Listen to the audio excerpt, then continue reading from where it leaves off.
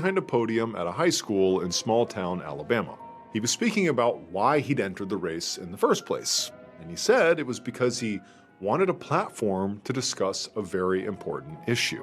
And that issue was the unsolved murder of a local school district employee. And then, right there, in front of all the news cameras and microphones, this candidate said he knew who committed that crime, because it had been revealed to him in a dream. But before we get into today's story, if you're a fan of the strange, dark, and mysterious delivered in story format, then you've come to the right place, because that's all we do, and we upload 2, 3, even 4 times every week. So, if that's of interest to you, please invite the like button to your next big house party. But be sure to give them the wrong address. Also, please subscribe to our channel and turn on all notifications so you don't miss any of our weekly uploads. Okay, let's get into today's story.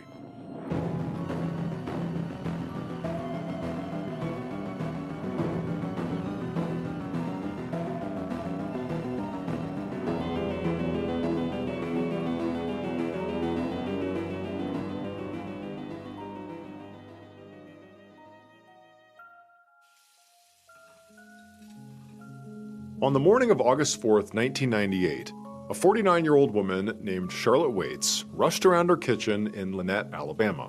She reached past her husband Barry, who was washing the dishes at the sink, and she grabbed a coffee mug from the cupboard. It was a Tuesday morning, and they were both getting ready for busy days at work. Charlotte was a school administrator, and Barry was the acting mayor of the small town of Lynette, a very tight-knit community of about 9,000 residents.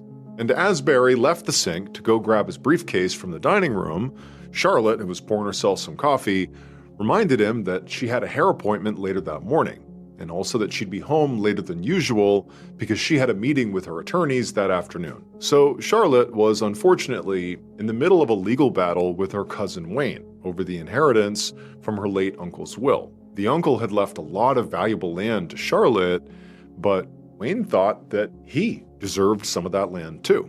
So basically he was contesting the will, and today was the day that Charlotte, Wayne, and their attorneys were going to meet and attempt to hash it out. Barry asked Charlotte if she had decided what she was going to say at this meeting.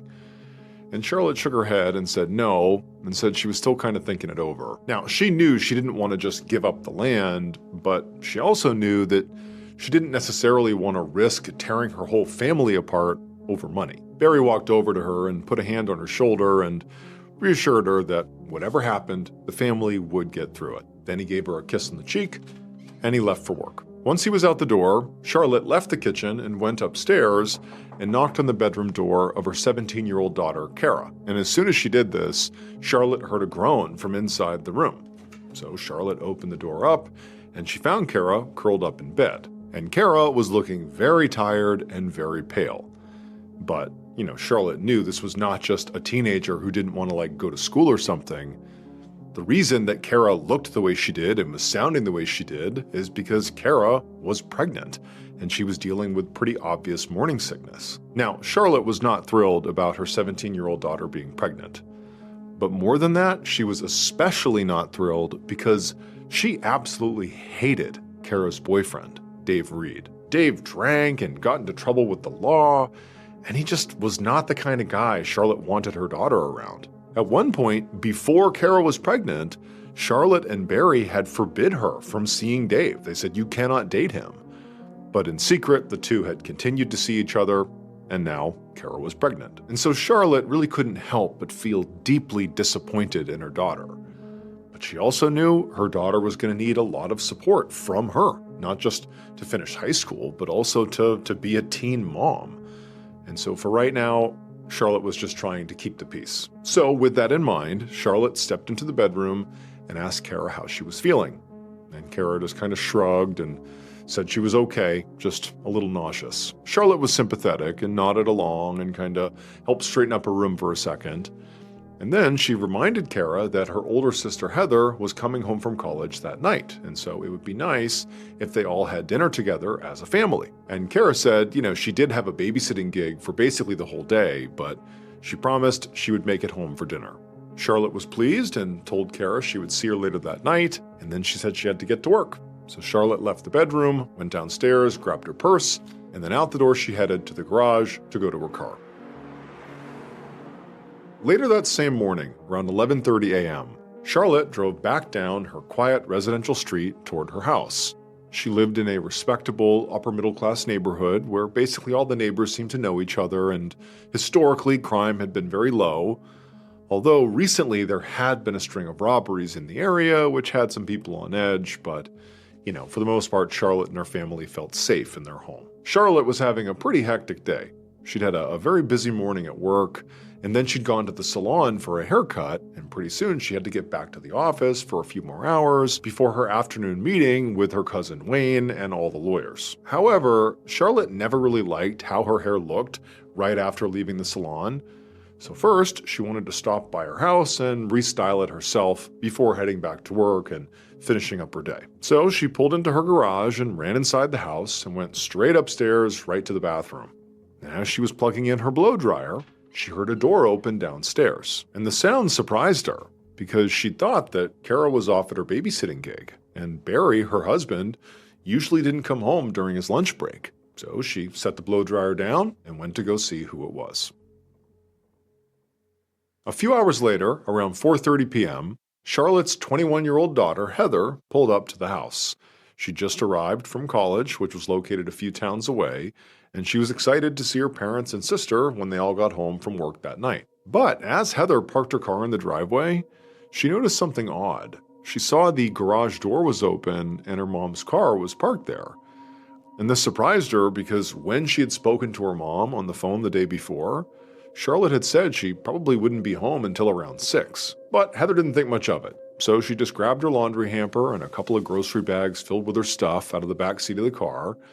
And then as she walked into the garage to make her way into the house, she saw the door that led into the house was actually already open, but just a crack, which was kind of odd. Like there's no reason that door would be left open. And so now, sensing that maybe something was off here, Heather walked up and slowly pushed that door open, and she just called out for her mother to see what she was doing, but there was no answer. And so Heather stepped into the house, into the kitchen, and set down her hamper and the bags, and then she began walking around the first floor of the house to just see where her mom was. She didn't hear her, she couldn't see her.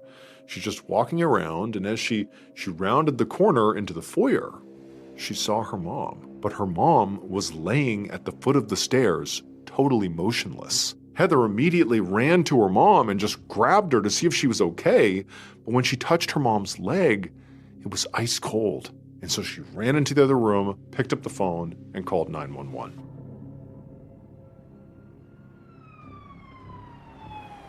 A few minutes later, Lieutenant Richard Carter of the Lynette Police Department sped down Charlotte's residential street with his lights flashing and siren blaring. He was responding to a 911 call about a woman who had been found unresponsive, and he'd been very surprised when the dispatcher told him whose house this woman had been found inside of. It was the home of the town's mayor, Barry Waits. Now, as he pulled up in front of the home, he saw this young woman come running out the front door, crying hysterically. And so Lieutenant Carter, he stopped his car, he got out, and he intercepted the young woman, who begged him to come in and help her mom. And so Carter and this young woman rushed over to the house, and then he told her to stay outside while he went in and investigated. And so she did. She stayed out front and just quietly wept to herself, while Lieutenant Carter stepped through the front door, and right away, right inside, he saw what appeared to be a middle-aged woman lying on her back at the bottom of a staircase, and she was totally motionless. Nearby, the contents of a purse were strewn all across the floor. Carter immediately knelt down and felt for a pulse on this woman, but there was nothing. And so Carter, he stood back up and just kind of assessed the scene, and what he noticed was there was foam at the corner of this woman's mouth. So he wondered if maybe she had had a seizure or some sort of allergic reaction at the top of the stairs and sort of had lost her balance and maybe fell down the stairs and the fall had killed her. But then he also noticed there were definitely a few drops of blood on the front of her blouse. And when he looked closer at her face, he noticed there were pretty obvious scratch marks on her chin and also a red mark around her neck. And he realized this woman likely had not just fallen down the stairs. She'd been attacked, beaten, and potentially strangled.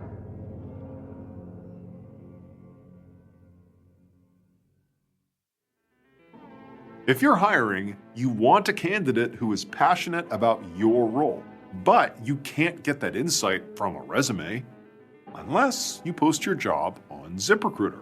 And now you can try it for free at ziprecruiter.com/ballin. I remember hiring someone who checked all the boxes, but what really sold it was just how interested they were.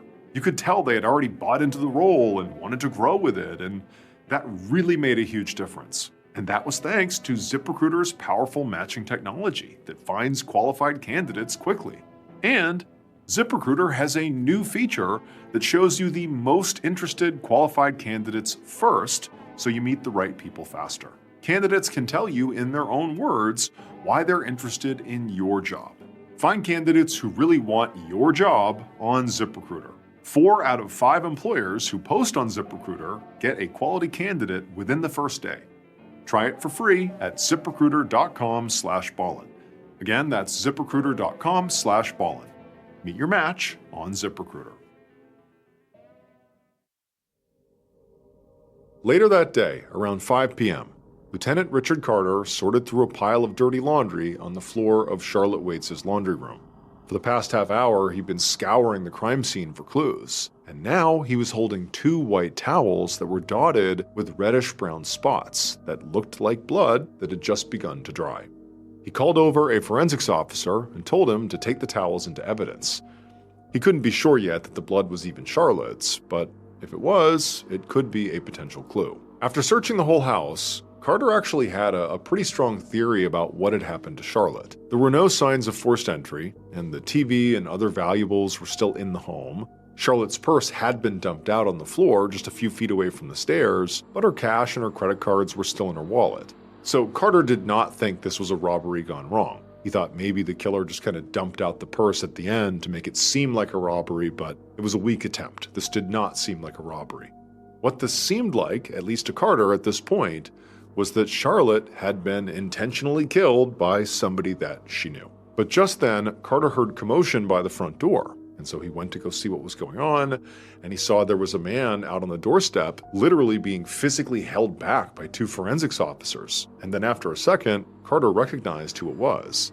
It was the town's mayor, Barry Waits, the victim's husband. The officers were trying to keep him outside, but Barry pushed past them, and right away, he saw what they were kind of keeping him from, which was his wife's body laying there on the floor, obviously dead. And when Barry saw that, he just froze and began to hyperventilate. At this point, Carter didn't try to force Barry back outside. Instead, he gently grabbed Barry's arm and led him into the next room and sat him down on the couch and just tried to get him to calm down, but it was like he couldn't. Barry was gasping and really was struggling to breathe. And then he actually doubled over and clutched at his chest. And Carter thought maybe he's having a heart attack. And so instead of trying to talk to him, he just yelled for somebody to call an ambulance.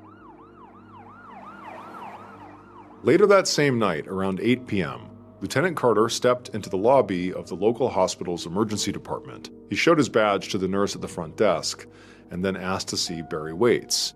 But the nurse said he would have to wait, because they were still running tests on Barry and he couldn't have any visitors until they were sure he was stable. And Carter was pretty disappointed to hear this. Not because he was, desperate to get in there and console the mayor. It was actually because he needed to talk to the mayor. This is the spouse of a potential murder victim. He needed to know what Barry knew. And so he turned to leave, but before he did, he noticed sitting in the waiting room was Barry and Charlotte's daughter, Heather, who, Carter and Heather, they had spoken for a few minutes back at the house earlier that day when, Heather was the one who came running out and directed him into the house. They had spoken a little bit, but Carter thought, if I can't talk to Barry, maybe I can talk to Heather. Maybe she's calmed down enough that we could have a real conversation right now. And so he walked over to her. As Carter approached, Heather looked up and definitely recognized who he was and sort of gave off body language that it was okay for him to come and sit down. And so Carter, he walked over, he sat down next to her, and he saw there was actually another girl, a teenager, who was sitting next to Heather, and Heather quickly turned and pointed to her and said this was her younger sister, Kara. Lieutenant Carter nodded and introduced himself to Kara, and then he asked both women, how was their dad doing? And Heather said that the doctors so far believed he was not having a heart attack, that it was likely a panic attack, but they were going to monitor him overnight just to be sure. Both of the girls seemed very upset. They had tears in their eyes, they both appeared to be in shock, they hadn't done anything suspicious really. But Carter knew he couldn't just rule them out as suspects yet, like he had to really ask them some pointed questions. So he took out his notebook, and as delicately as he could, he began asking them some questions. So by this point, Carter's officers had already learned that Charlotte had left her work around 11 a.m. that morning, and it was not until about 1 p.m. that her co-workers called her house because she had not come back to work, and they said there was no answer. And so that meant the murder had likely taken place sometime between 11 a.m. and 1 p.m. So with that in mind, Carter asked Heather and Kara where they'd been that morning and afternoon, with a focus on 11 to 1. Kara told him she'd been babysitting all day, and Heather said she'd been at her school, her college, which was 30 miles away, until around 4 p.m. that afternoon when she had left to drive to her parents' house. At some point, Carter asked both of them if they had any idea if there was someone out there who might have had a grudge against their mother, or who might have wanted to hurt their mom, or who might have, been happy if something happened to her. And the girls immediately shook their head and said, absolutely not. There was no one. I mean, their mom was awesome. Everybody seemed to like her, and they were a happy, normal family. There was no issues they knew of. Carter jotted all this down in his notebook, and his plan was to check out the daughters' alibis as soon as he got back to the station. The next day, Lieutenant Carter was at the precinct debriefing with the other investigators on Charlotte's case.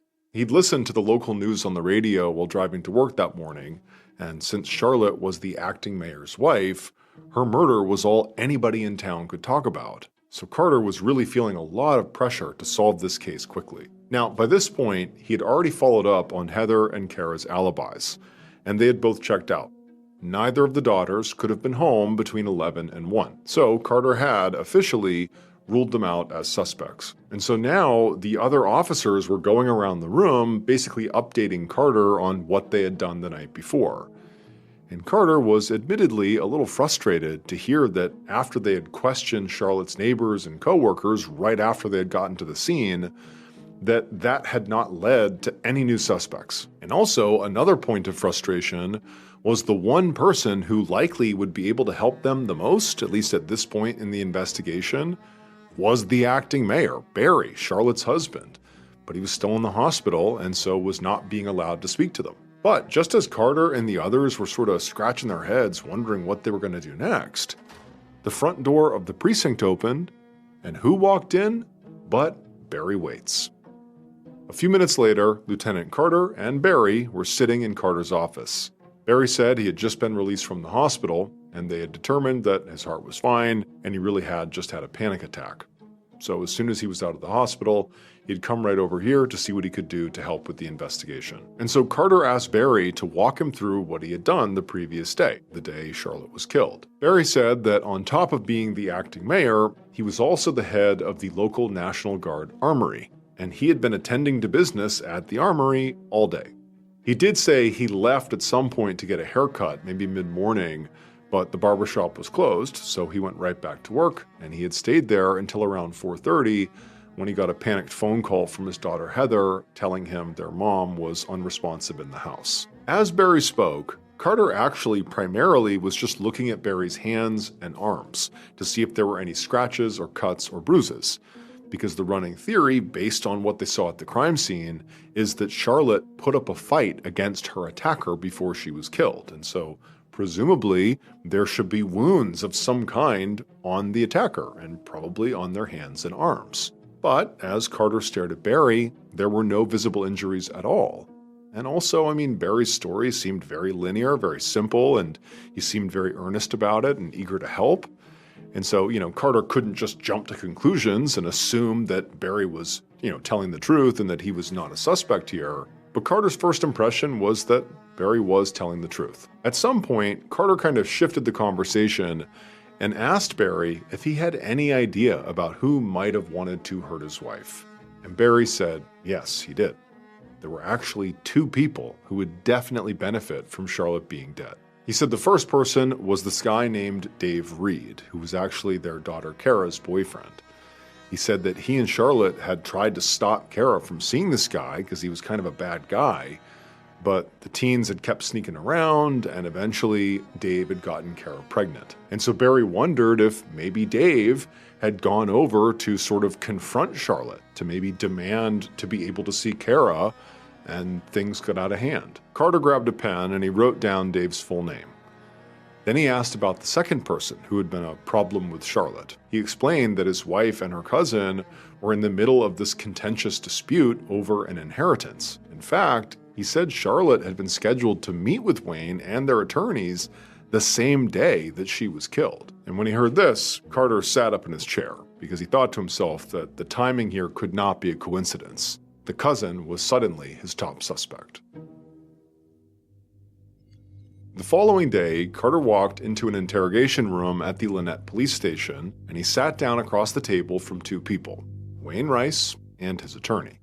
When Carter had called Wayne to set up this meeting, Wayne had responded by saying he would not say a word without his lawyer present. And this made Carter pretty suspicious because during this very brief phone call, Carter had never even suggested to Wayne that he was a suspect in his cousin's murder. So when Carter sat down with Wayne and his lawyer, he pretty much leaned right in and grilled Wayne. He wanted to know what was going on with this inheritance. Wayne said he knew that his contesting their uncle's will had caused a lot of problems within the family. But he said that he hadn't wished any harm on Charlotte. And in fact, she'd been his best ally at the time of her death. Carter asked him to explain what he meant by that, and Wayne said that the last time he spoke to Charlotte, she seemed to be in favor of giving him some of the land that their uncle had left to her. According to Wayne, Charlotte had said she was really upset about the family being torn apart over money, and she felt like keeping all the land for herself was just not worth it. And when Carter heard this, he was pretty surprised because Barry had made it sound like Charlotte had no intention of giving up the land to Wayne, like that wasn't even an option. So Carter wondered if anything Wayne was saying here was even true. He asked Wayne for his alibi, and Wayne said he'd literally been at work all day at an aluminum processing plant just outside of town.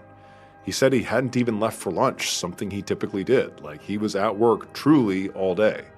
And then he also gave Carter the names of several coworkers who could confirm his whereabouts. Before Carter let Wayne go, he asked him if he could take his fingerprints. And Wayne immediately looked at his attorney, and his attorney kind of nodded at him. And so Wayne looked at Carter and said, okay. Later that same day, Carter sat down with the other suspect on his list, Kara's boyfriend, Dave. Dave was very moody and standoffish and just seemed kind of annoyed that he was even there.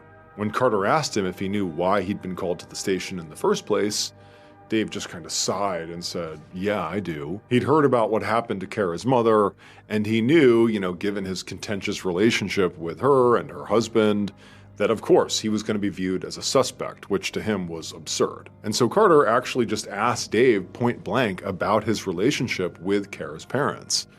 And Dave would admit that, yeah, they definitely didn't like him. But Dave insisted he would never hurt Charlotte, or Barry for that matter, and he hadn't even been in town the day that she was killed. He'd been at work all day at a landscaping job miles away. Carter asked for the names of some of Dave's coworkers to verify his alibi, and he also asked him to provide his fingerprints, to which Dave sort of rolled his eyes and said, you're wasting your time. But he said he would do it just because he wanted to clear his name. A couple of weeks later, in the middle of August, Lieutenant Carter sat at his desk flipping through Charlotte's autopsy report, which he had just received from the medical examiner, and he realized that Charlotte's murder had been even more brutal than he had thought. It turned out the murder weapon had been Charlotte's own blouse. Her killer had grabbed the strings dangling from her neckline and then used them to strangle her to death. She'd also received a pretty serious head injury that could have been fatal on its own, and she also had a broken wrist.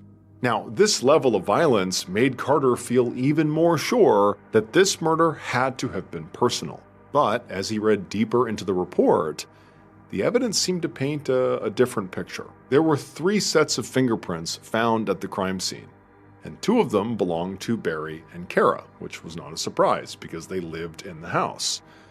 But the third set of prints was actually unidentified, and it wasn't a match for any of the suspects on Carter's radar, including Kara's boyfriend Dave and Charlotte's cousin Wayne. So at this point, Lieutenant Carter just felt kind of stuck.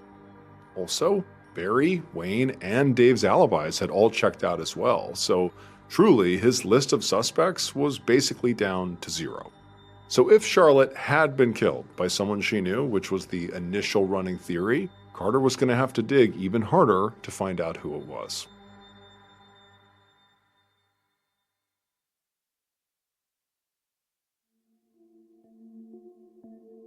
In October of 1998, so a couple of months after Charlotte Waits was killed, Lieutenant Carter walked into the Lynette Police Precinct right as the desk sergeant was hanging up the phone. The sergeant stopped Carter and told him they had just gotten yet another call on the Charlotte Waits tip line. And before the sergeant even explained what the caller had said, Carter felt dread building in the pit of his stomach. Ever since the police had set up this tip line for information on Charlotte's murder, it had been flooded with calls basically every day.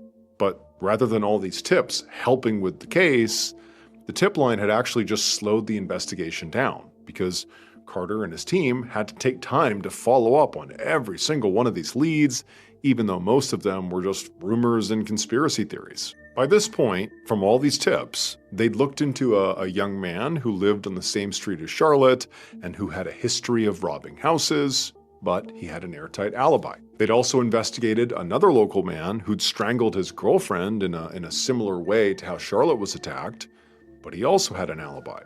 Carter had even driven all the way to Georgia to investigate a tip that a small-time criminal had bragged at a party about killing Charlotte, only to find out this small-time criminal had an alibi too, and that the tipster had made the whole story up just to get him in trouble. Also, in addition to these new suspects having alibis, their prints didn't match the prints found at the crime scene, that third set of prints.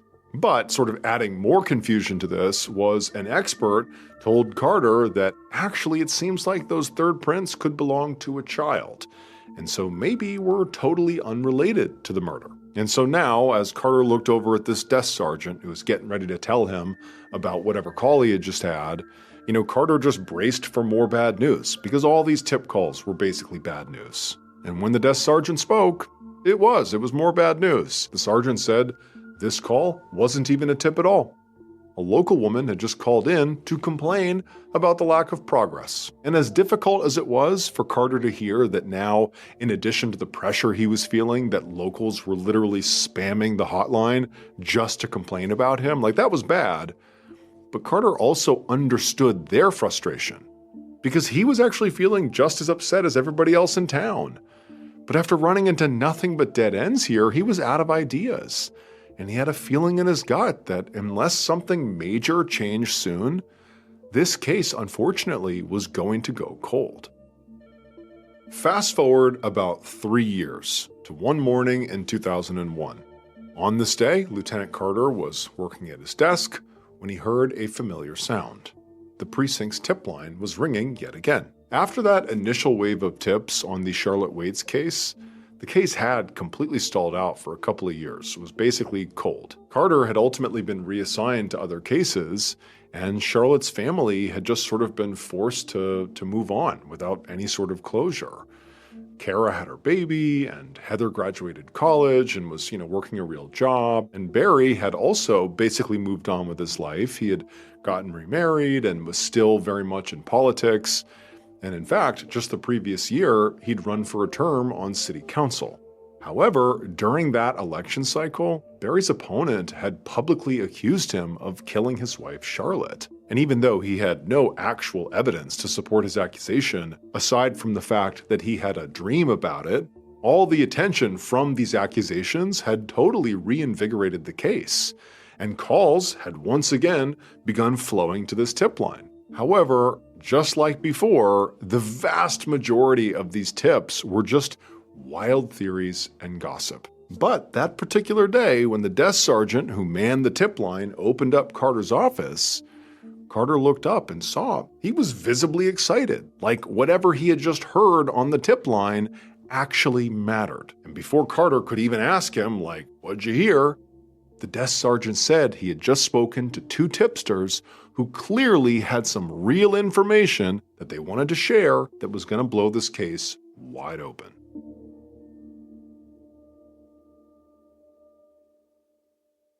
Based on that crucial tip, forensic evidence, and witness testimony, this is what police believe happened to Charlotte Waits on August 4th, 1998.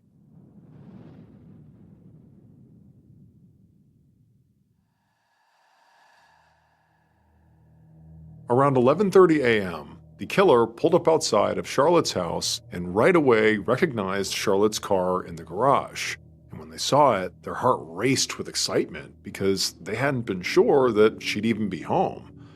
But clearly, the killer had gotten here right at the right time. So they parked at the end of the driveway, and they walked up into the garage, and they walked over to the door that led into the house. And they tried the handle and found it was unlocked, so they opened it up. The killer stepped inside the kitchen, and right away, they heard footsteps on the second floor. And they knew it had to be Charlotte. There was nobody else home. So the killer closed the door, they went around to the stairs that led to the second floor, and up they went. And right as the killer reached the second floor hallway, Charlotte came out of the bathroom and saw them. And Charlotte was definitely very surprised to see them standing there. But the killer immediately just asked her a question, point blank. And when she answered the question, it was not what the killer wanted to hear. And so the killer tried to get her to change her mind, to answer this question differently, but the conversation quickly escalated into a full-blown argument. And then the killer just totally lost their temper and hit Charlotte across the face. Blood immediately began pouring out of Charlotte's nose, and kind of stunned, she just kind of stepped back and went back into the bathroom to grab a towel to blot her face with it. Now, at this point, the killer knew they had crossed a line. And so persuading Charlotte at this point to do what they wanted was clearly out of the question. Like, this was a no going back moment. So as Charlotte came out of the bathroom with this towel on her face looking totally shaken up, the killer walked up and grabbed her from behind, and they clutched the strings that were hanging from the neckline of her blouse, and they pulled them tight around her neck. And so Charlotte began gasping for breath and trying to fight them off, but the killer absolutely had her in this chokehold. And then finally, when Charlotte had lost enough oxygen that she stopped struggling, the killer let go of the strings and then kicked her down the staircase. And when the killer saw what they had done, when they saw Charlotte at the base of the stairs, obviously motionless, very likely dead, the reality of what they had just done, it hit them. And so in a panic, they grabbed the bloody towel that Charlotte had dropped. She was using to blot her nose, but she had dropped it on the ground. They grabbed that, and they rushed down the stairs and kind of cleaned up the rest of the blood on Charlotte's face, and then dumped the towels in the laundry room. Then they grabbed Charlotte's purse off the table and kind of scattered its contents on the floor near her body, hoping the police would think this was a robbery gone wrong. And then after that, they fled the house, got back in their car, and hurried back to work at the National Guard Armory before anyone even noticed they were gone. The killer was Lynette, Alabama's mayor, and Charlotte's own husband, Barry Waits. Barry had secretly gotten into a lot of debt, and he needed the full inheritance from Charlotte's uncle to pay it off. And so when Barry went to his own home in the middle of the day and basically confronted Charlotte and asked her, "What do you plan to do at this meeting with Wayne? Are you going to give him some of this inheritance?"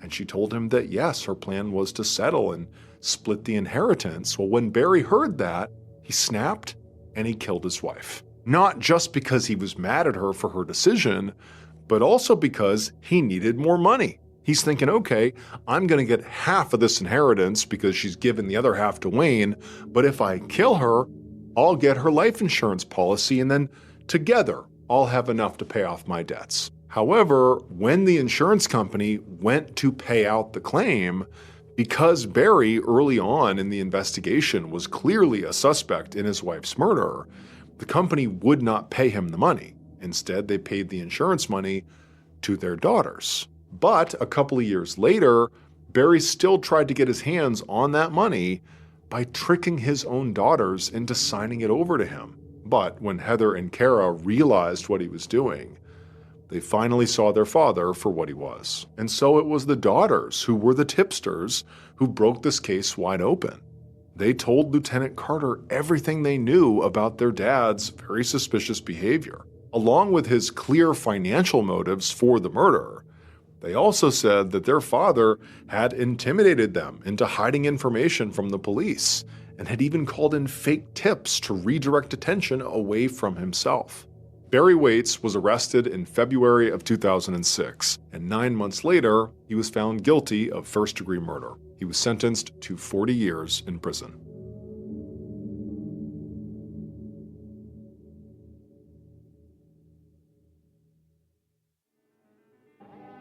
Thank you so much for watching. Let me know what you thought of today's episode in the comments. And remember, we have a whole playlist of true crime episodes ready for you to binge right now. So click here and give them a watch. All right, until next time, see ya. It's probably a nice evening where you are. Maybe you've got the windows open, a breeze coming through. That feeling of safety, of everything being exactly where it should be. Well, back in the spring of 1800, that's exactly how the people of New York felt as they watched their ships come and go from the harbor. The port was the kind of place where merchants made their fortunes, where sailors sang work songs that echoed off the wooden docks, where the smell of fish and possibility hung thick in the salt air. Ships arrived and departed with the tides, as predictable as the sun rising. Nothing strange about it, nothing to worry about. And it was in this harbor that the Eagle sat waiting, her 3 masts pointing toward a sky so blue it almost hurt to look at. She was a beautiful ship, freshly painted, her cargo hold filled with manufactured goods bound for the Caribbean. The morning light caught her brass fittings and made them glow like small suns. The shadows of her rigging created these geometric patterns on the deck that shifted with the gentle rocking of the waves. You could smell the tar mixed with fresh pine from recent repairs, that distinctive scent that told you a ship was ready for the open water.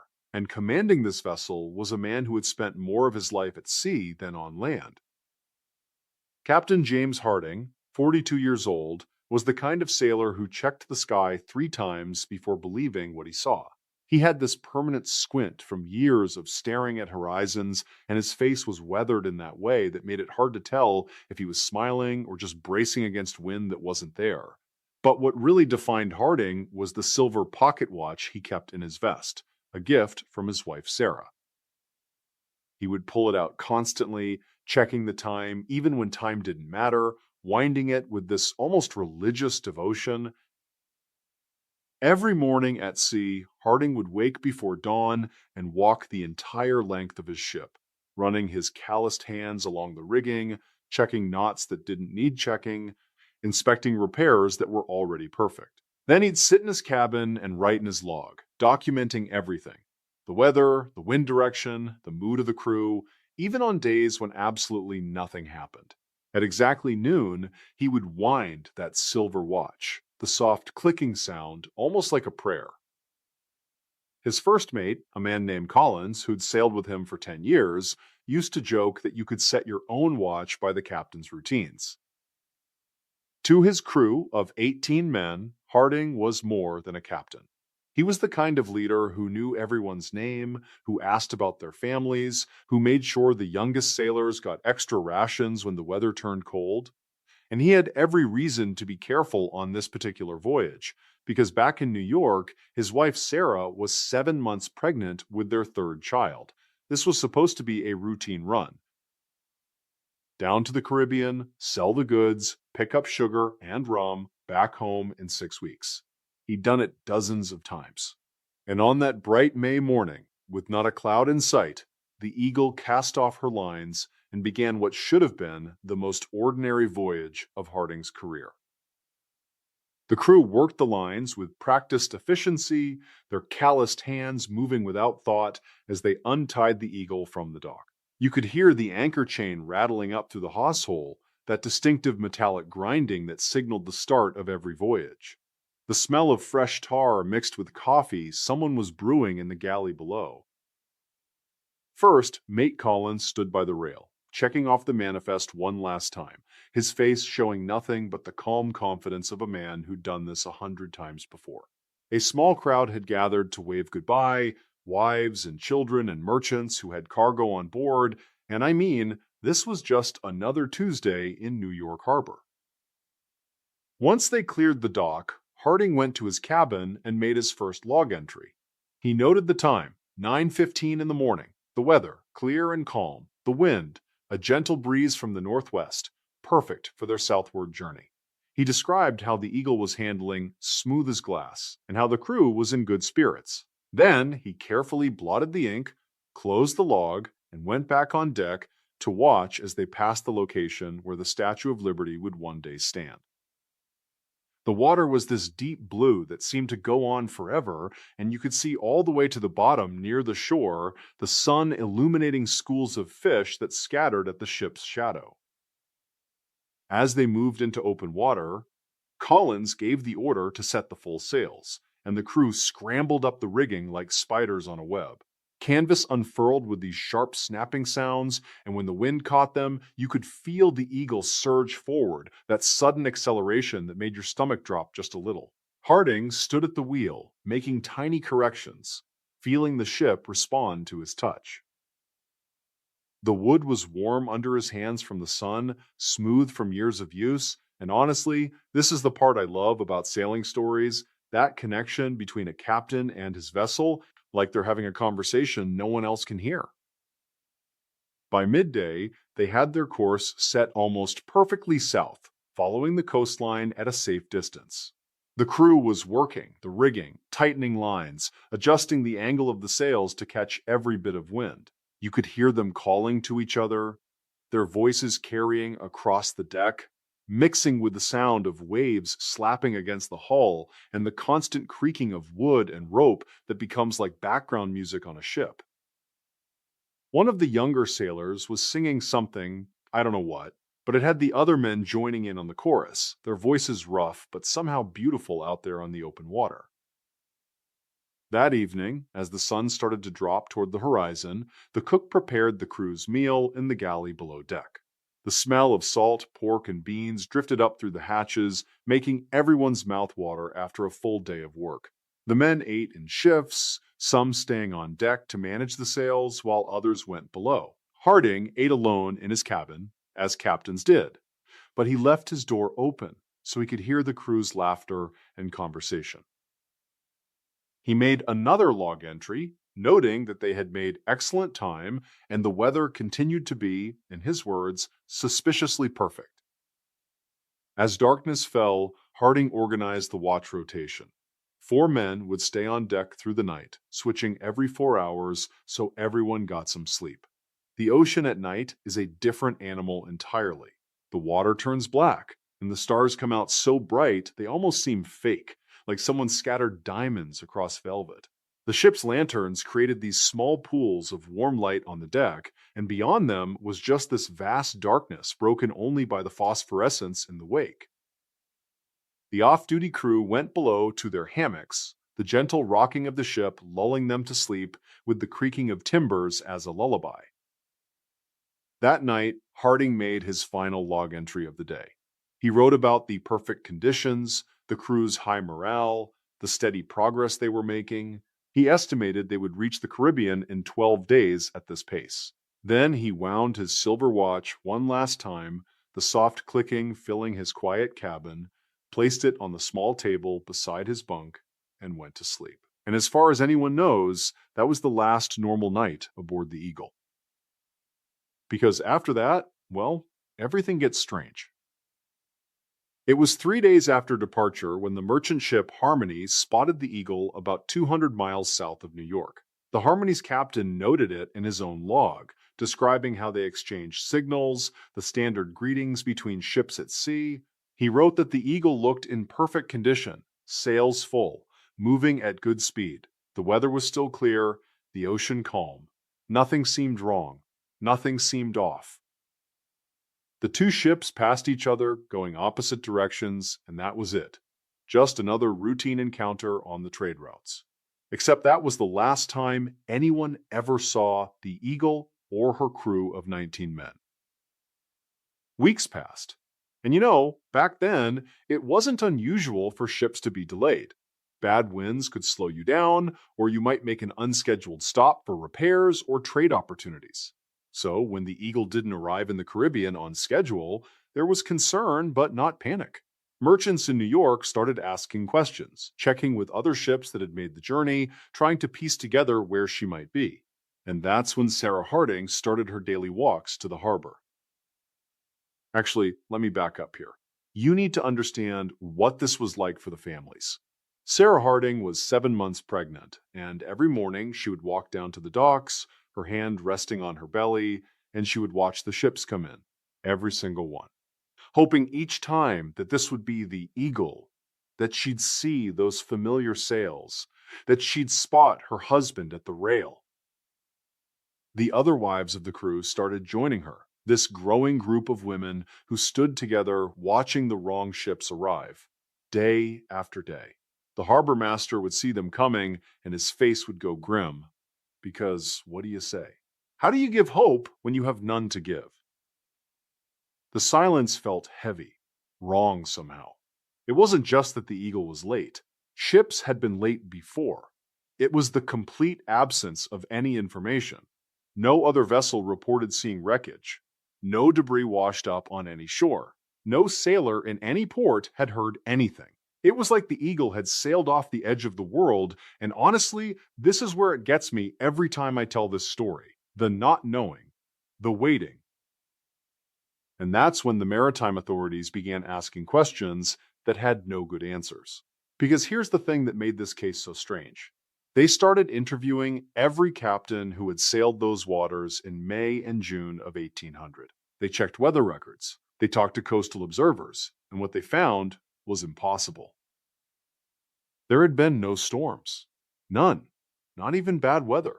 Every single captain reported the same thing. Perfect conditions, clear skies, calm seas.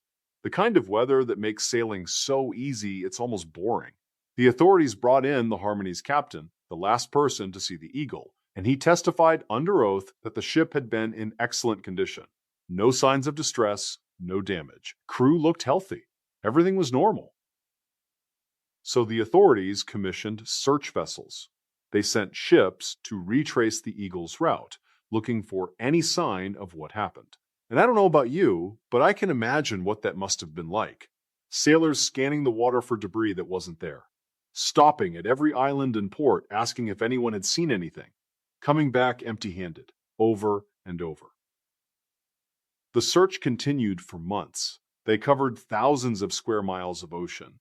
They checked every possible route the Eagle might have taken, every place she might have stopped. They even sailed all the way to the Caribbean and back, interviewing people in every port, and they found exactly nothing. Not a single plank of wood, not a piece of canvas, not one body. The Eagle and her 19 men had simply ceased to exist. No wreckage, no bodies, nothing. Let that sink in. What happened next would haunt the investigators for years, because with no evidence, they had nothing but theories. Pirates? Possible, but pirates typically left some trace, some survivor who could tell the tale, some wreckage from the attack. Mutiny? Why would a happy crew mutiny against a beloved captain, and where would they go? A freak wave? In calm seas with no storms reported by any other ship? Which, when you think about it, is absolutely insane. Every explanation they came up with fell apart under the slightest examination. The maritime authorities eventually had to close the case as unsolved. They declared the Eagle lost at sea with all hands. The families were devastated. Sarah Harding gave birth to a daughter in July, a little girl who would never meet her father. And I mean, imagine that moment. Holding your newborn and knowing your husband vanished into nothing, not even a grave to visit. It would turn out that the mystery of the Eagle would take one more bizarre turn. In 1805, 5 years after the ship disappeared, a sailor walked into a pub in London and started telling anyone who would listen that he had seen the Eagle's crew. He claimed he'd been captured by Barbary pirates off the coast of North Africa And while imprisoned, he'd met men who matched the descriptions of Harding and several crew members. They were being used as slave labor, he said, forced to work in quarries and mines. He had a list of names he'd memorized, and when investigators checked them against the Eagle's manifest, several matched perfectly. The truth hit the investigators like a truck.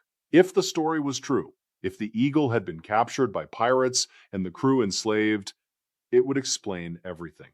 The lack of wreckage, the perfect weather, the complete disappearance. But there was a problem, a big one. The sailor couldn't prove any of it. He had no evidence, no way to verify his story. The British government sent inquiries to North Africa, but the Barbary States denied everything. There were no records of the Eagle being captured. No ransom demands had ever been made. And when investigators pressed the sailor for more details, his story started falling apart. The timeline didn't quite work, the descriptions got fuzzy. Eventually, he admitted he might have been confused, might have heard the story from someone else, might not have actually been there at all. So the case remained unsolved. The families were left with nothing but that one unverified story, a tiny thread of hope that maybe, just maybe, their loved ones were still alive somewhere. Sarah Harding held on to that hope for years. She never remarried, raised her 3 children alone, and every time a ship arrived from North Africa or the Mediterranean, she would go to the docks and watch the passengers disembark, looking for a face she would never see again. By 1807, 7 years after the disappearance, maritime law declared the crew legally dead. Sarah could finally settle her husband's estate, could finally try to move on. She died in 1832. An old woman who had spent over 3 decades wondering what happened to her husband on that perfect May morning. And here's what really bothers me about this case. In 2026, we have satellites that can read a license plate from space. We have radar and GPS and transponders. We can track ships in real time from anywhere in the world, and yet ships still vanish. Malaysian Airlines Flight 370. Countless fishing vessels. The ocean is still keeping secrets. We like to think we've conquered it, mapped it, understood it. But the truth is, there are parts of that blue expanse that are as mysterious now as they were in 1800. To this day, no one knows what happened to Captain James Harding, First Mate Collins, and the 17 other men aboard the Eagle. No wreckage has ever been found. No bodies have ever washed ashore. The ship exists now only in logbooks and court records and one pregnant woman's desperate daily walks to a harbor where the wrong ships kept arriving. Some questions have no answers. And honestly, that might be the most terrifying thing of all. Now let's go back on land to a small farm in Ireland, where a dispute over something incredibly small was about to turn deadly.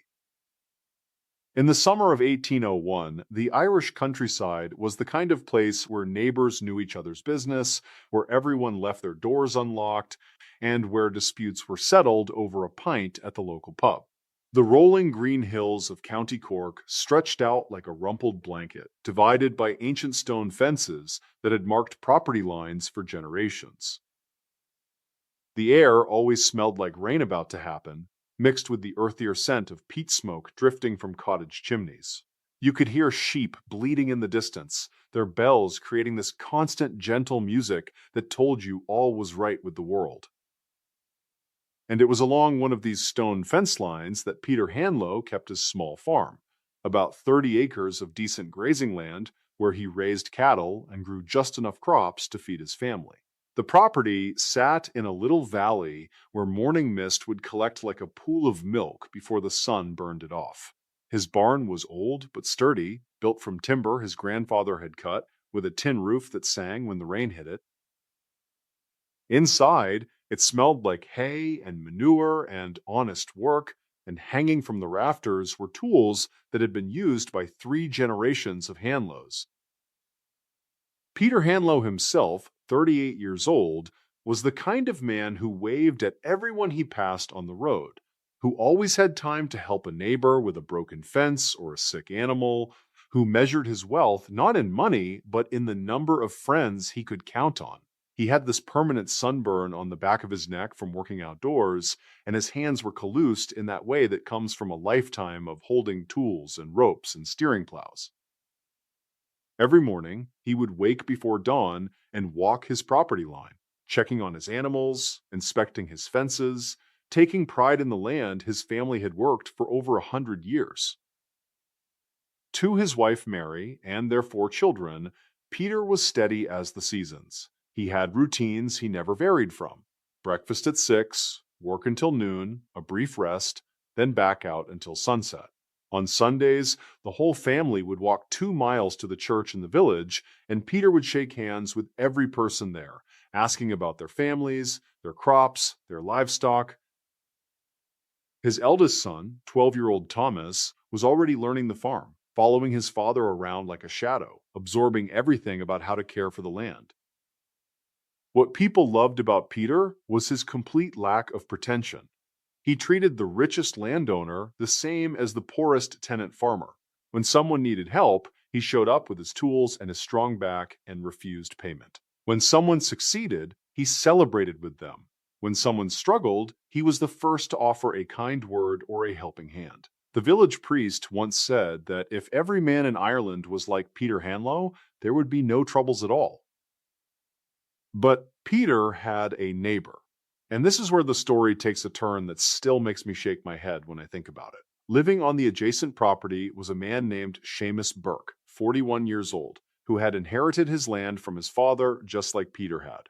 And Seamus Burke had developed an obsession that would consume him completely and end in a way that nobody could have predicted. It started with the stone fence. That ancient wall of rocks that separated the Hanlow and Burke properties had stood for as long as anyone could remember, probably built sometime in the 1700s by ancestors neither family could name. Most of the fence was clear and obvious, following the natural contours of the land. But there was one section, about 20 feet long, where the stones had shifted over the years, where weather and time had caused some settling, where the exact property line had become just slightly ambiguous. Seamus Burke became convinced that this section of fence had been moved, not recently, but decades ago, maybe even a century ago, and that the Hanlows had been farming on Burke land for generations. He would pace that section of fence every single day, measuring it with his footsteps, staring at the ground like he could see the ghost of where the original fence had stood.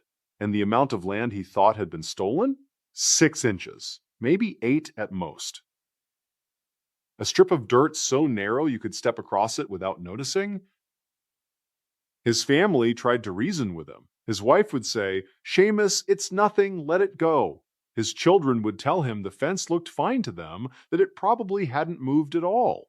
But Seamus would shake his head and mutter about his grandfather, about the family honor, about how the Burkes had always been cheated by their neighbors.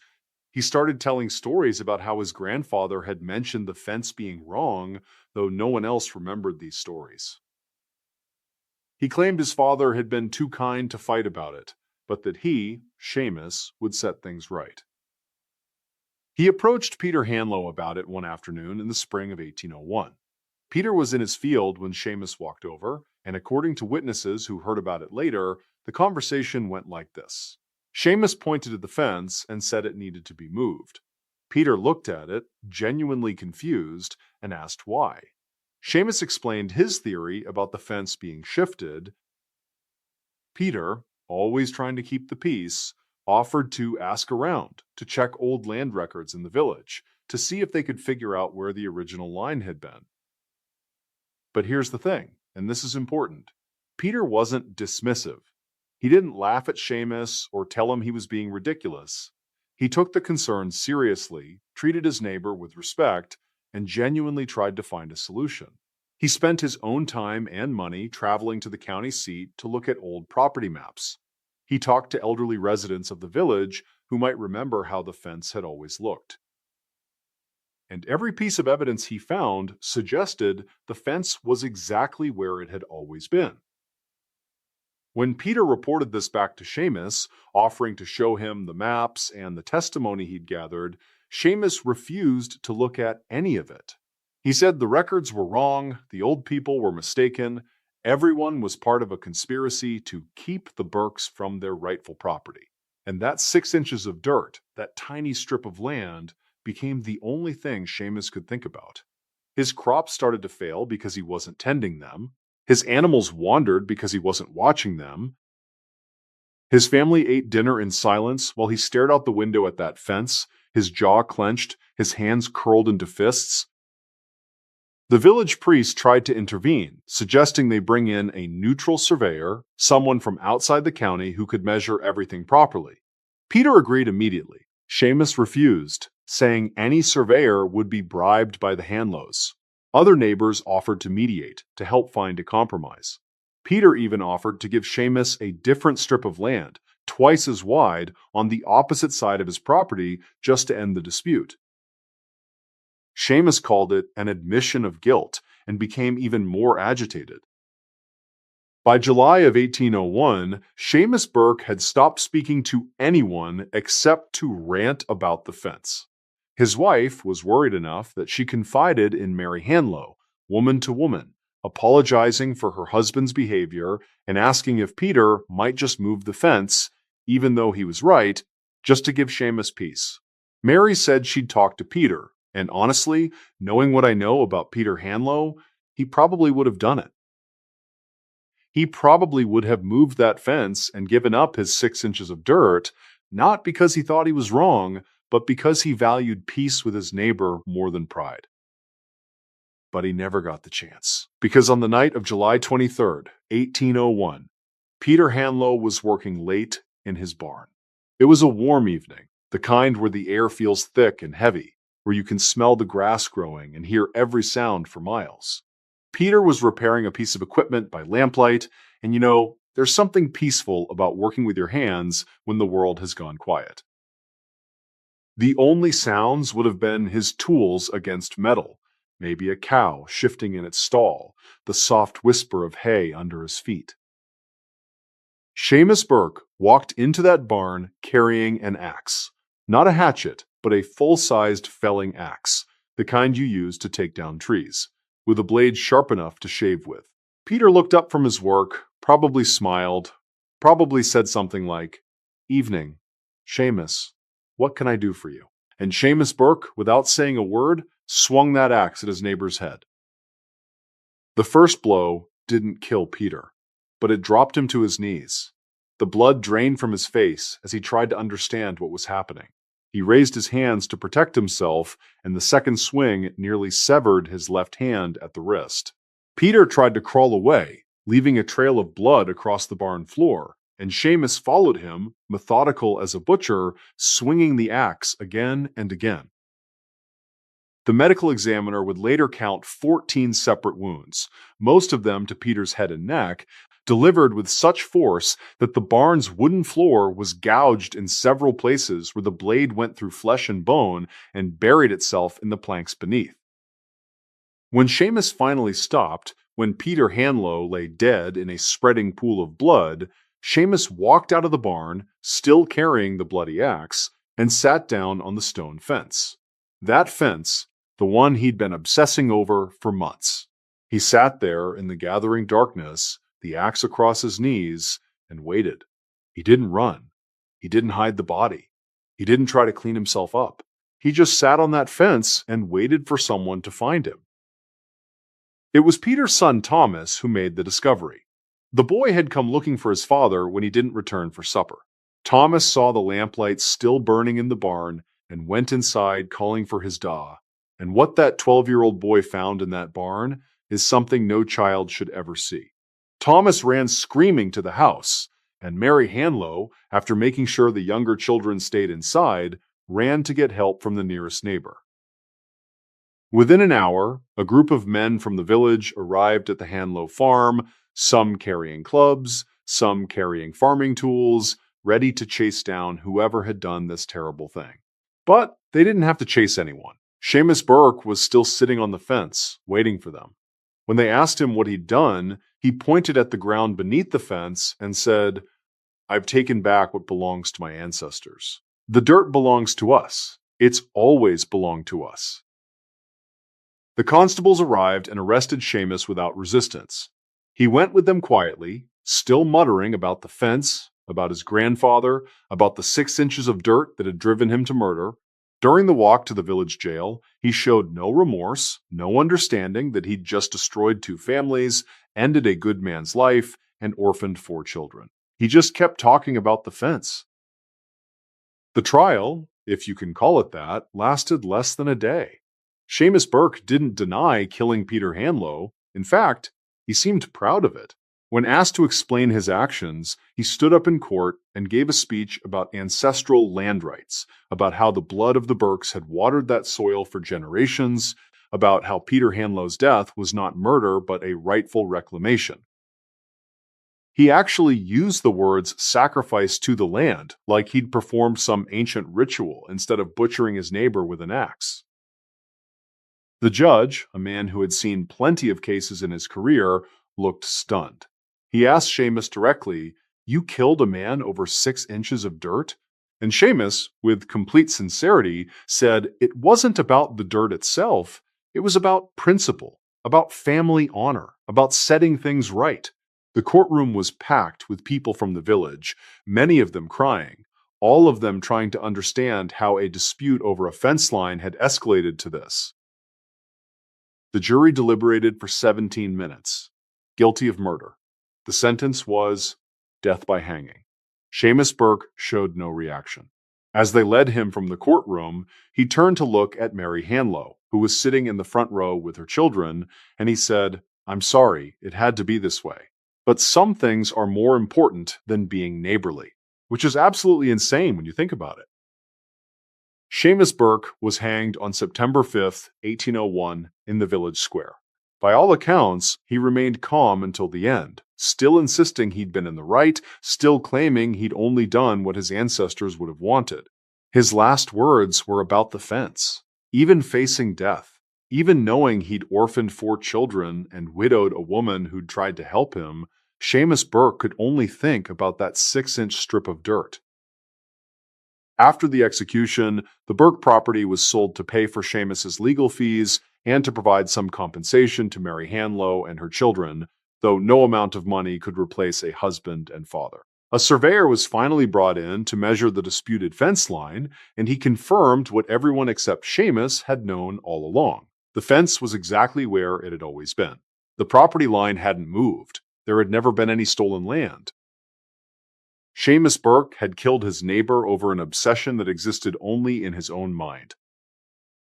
Mary Hanlow raised her 4 children alone, working the farm with help from neighbors who remembered Peter's kindness.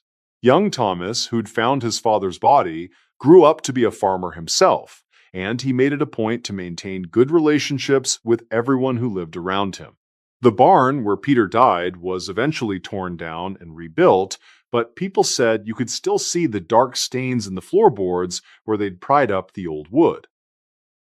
In 2026, that farm is still there, still in the Hanlow family, passed down through generations. And the fence, that stone fence that cost Peter Hanlow his life, still marks the property line in exactly the same place it's been for over 200 years. Sometimes the simplest disputes become the deadliest, not because the stakes are high, but because human pride can turn 6 inches of dirt into a battlefield.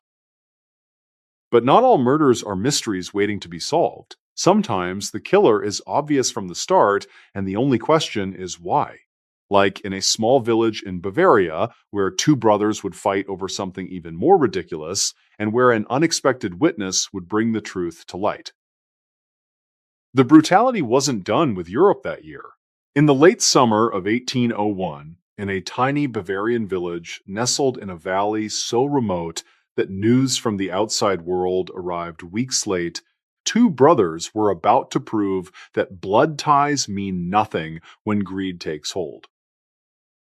The village of Oberkirchen sat at the base of the Alps, surrounded by forests so thick the sunlight barely reached the ground, and the air always carried the sharp scent of pine mixed with the earthy smell of mushrooms growing in the shade.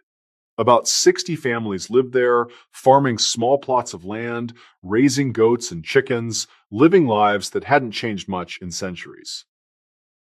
Running through the center of the village was a creek, narrow enough to jump across in most places, fed by mountain snowmelt that kept the water ice cold even in August. The creek made this constant babbling sound that the villagers had learned to tune out, like it was part of the silence instead of breaking it. Moss covered the rocks at its edges, bright green and slippery, and in the mornings a light mist would rise from the water and drift through the village like ghosts looking for somewhere to haunt. The creek provided drinking water for the animals, irrigation for the crops, and a place where children would catch tiny fish with their bare hands in the summer.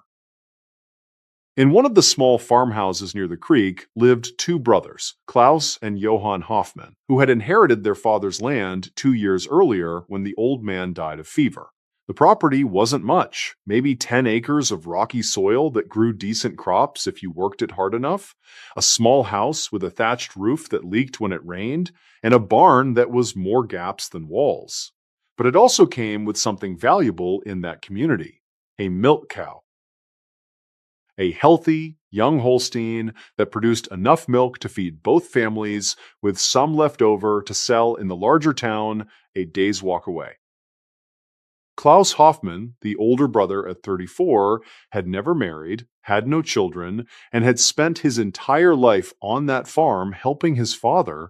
He was a big man, thick through the shoulders from years of hauling rocks out of fields, with hands like slabs of beef and a face that seemed permanently set in a scowl. He didn't talk much, but when he did, people listened because his voice had this low rumble that suggested he was always on the edge of anger. His younger brother, Johann, 29, had married a girl from the next village over and had 3 small children who were always underfoot, always hungry, always needing something. The brothers had agreed to split everything equally. They worked the land together, shared the harvest, and took turns with the cow. One week, Klaus would keep her and get the milk. The next week, Johann would take her. It was a simple arrangement that should have worked fine, except for one problem. Klaus had decided the arrangement was unfair. See, Johann had a family to feed. His 3 kids drank most of the milk he got during his week, leaving him with almost nothing to sell. Klaus, living alone, could sell every drop, and the money from that milk, though not much, was enough to buy tobacco and beer and the occasional new tool. Klaus started complaining that he did more of the work on the farm because Johann was always distracted by his children. He claimed Johann wasn't pulling his weight, wasn't contributing fairly, and therefore didn't deserve half of the cow's production. Johann tried to reason with him. He pointed out that they'd made an agreement that their father had wanted them to share equally, that the cow was as much his as Klaus's. But Klaus wasn't interested in reason. He started talking about buying Johann out, offering a price that was insultingly low. When Johann refused, Klaus suggested they sell the cow and split the money, even though they both knew that would leave neither of them with enough to buy a replacement. The arguments got louder, more frequent, and the other villagers started noticing the tension between the brothers.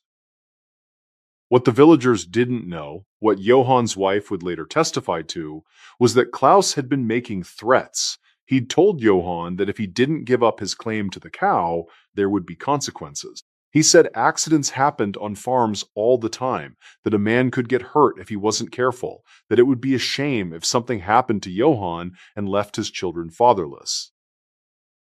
Johann had laughed it off, thinking his brother was just blowing off steam, never imagining that Klaus actually meant it.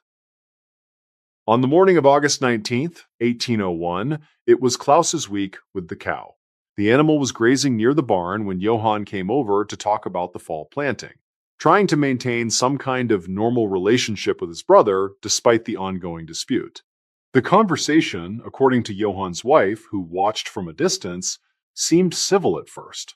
The brothers stood by the fence, gesturing at the fields, and she thought maybe they were finally working things out. Then Johann made a joke, something about how the cow seemed to like him better, how she always gave more milk during his weeks.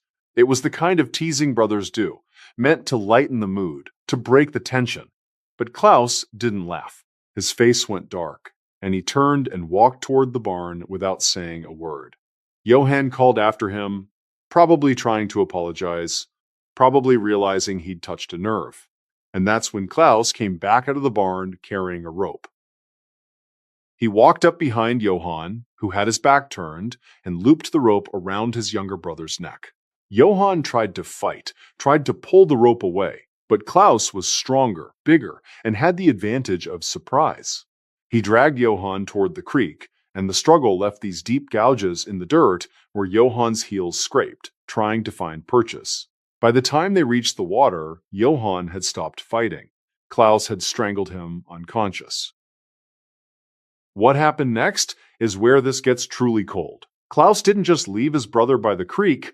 He waded into the shallow water, found a spot where there was a natural depression, like a small pool, maybe 3 feet deep, and he held Johann's head under the surface until the bubbles stopped rising. Then, to make sure the body wouldn't float up or be easily found, he piled stones on top of it. Heavy creek stones, the kind worn smooth by centuries of water flow, stacking them carefully until his brother was completely buried under a mound of rocks in the middle of the creek bed. The water was so cold it made his hands ache. The creek only about 2 feet deep in most places, but the current steady enough to flow over and around the stones, and honestly, Klaus must have spent an hour building that underwater cairn, making sure it was stable, making sure no part of Johann showed through. When he was done, breathing hard from the exertion, he climbed out of the creek and went back to the barn to put the rope away. Then he calmly walked to Johann's house. Johann's wife saw Klaus approaching and came out to ask where her husband was. Klaus, his clothes still wet from the creek, told her that Johann had decided to take a trip. He said Johann had been talking about visiting a friend in another village, that he'd left suddenly, that he might be gone for a few days. When she asked why Johann hadn't told her himself, Klaus shrugged and said maybe Johann was upset about their argument and needed time to cool off. She found it strange, but not impossible. Men did disappear sometimes to avoid family troubles, to drink away their problems, to clear their heads. That evening, Klaus went to Johann's house and sat down to dinner with the widow he'd just created and the orphans he'd just made. He ate his sister-in-law's bread, drank her beer, and played with his nephews, all while their father lay dead in the creek less than 100 yards away. When the children asked where their papa was, Klaus told them he'd gone on a long trip and would be back soon, ruffling their hair like a caring uncle, his face showing nothing but calm concern. Days passed. Then, a week. Johann's wife grew more worried. She asked the other villagers if anyone had seen her husband on the road.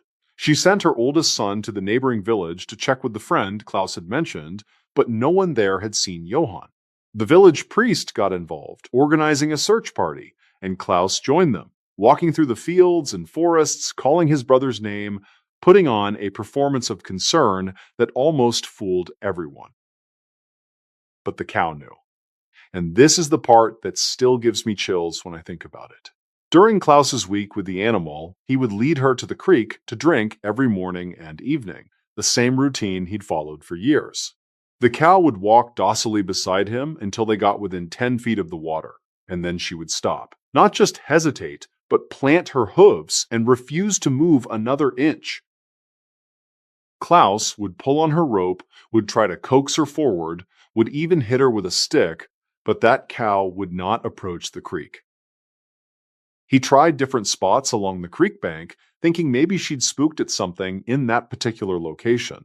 But it didn't matter where he tried. The cow refused to drink from the creek at all. She would stand there, thirsty, her sides heaving, making these distressed, lowing sounds, but she would not put her mouth in that water.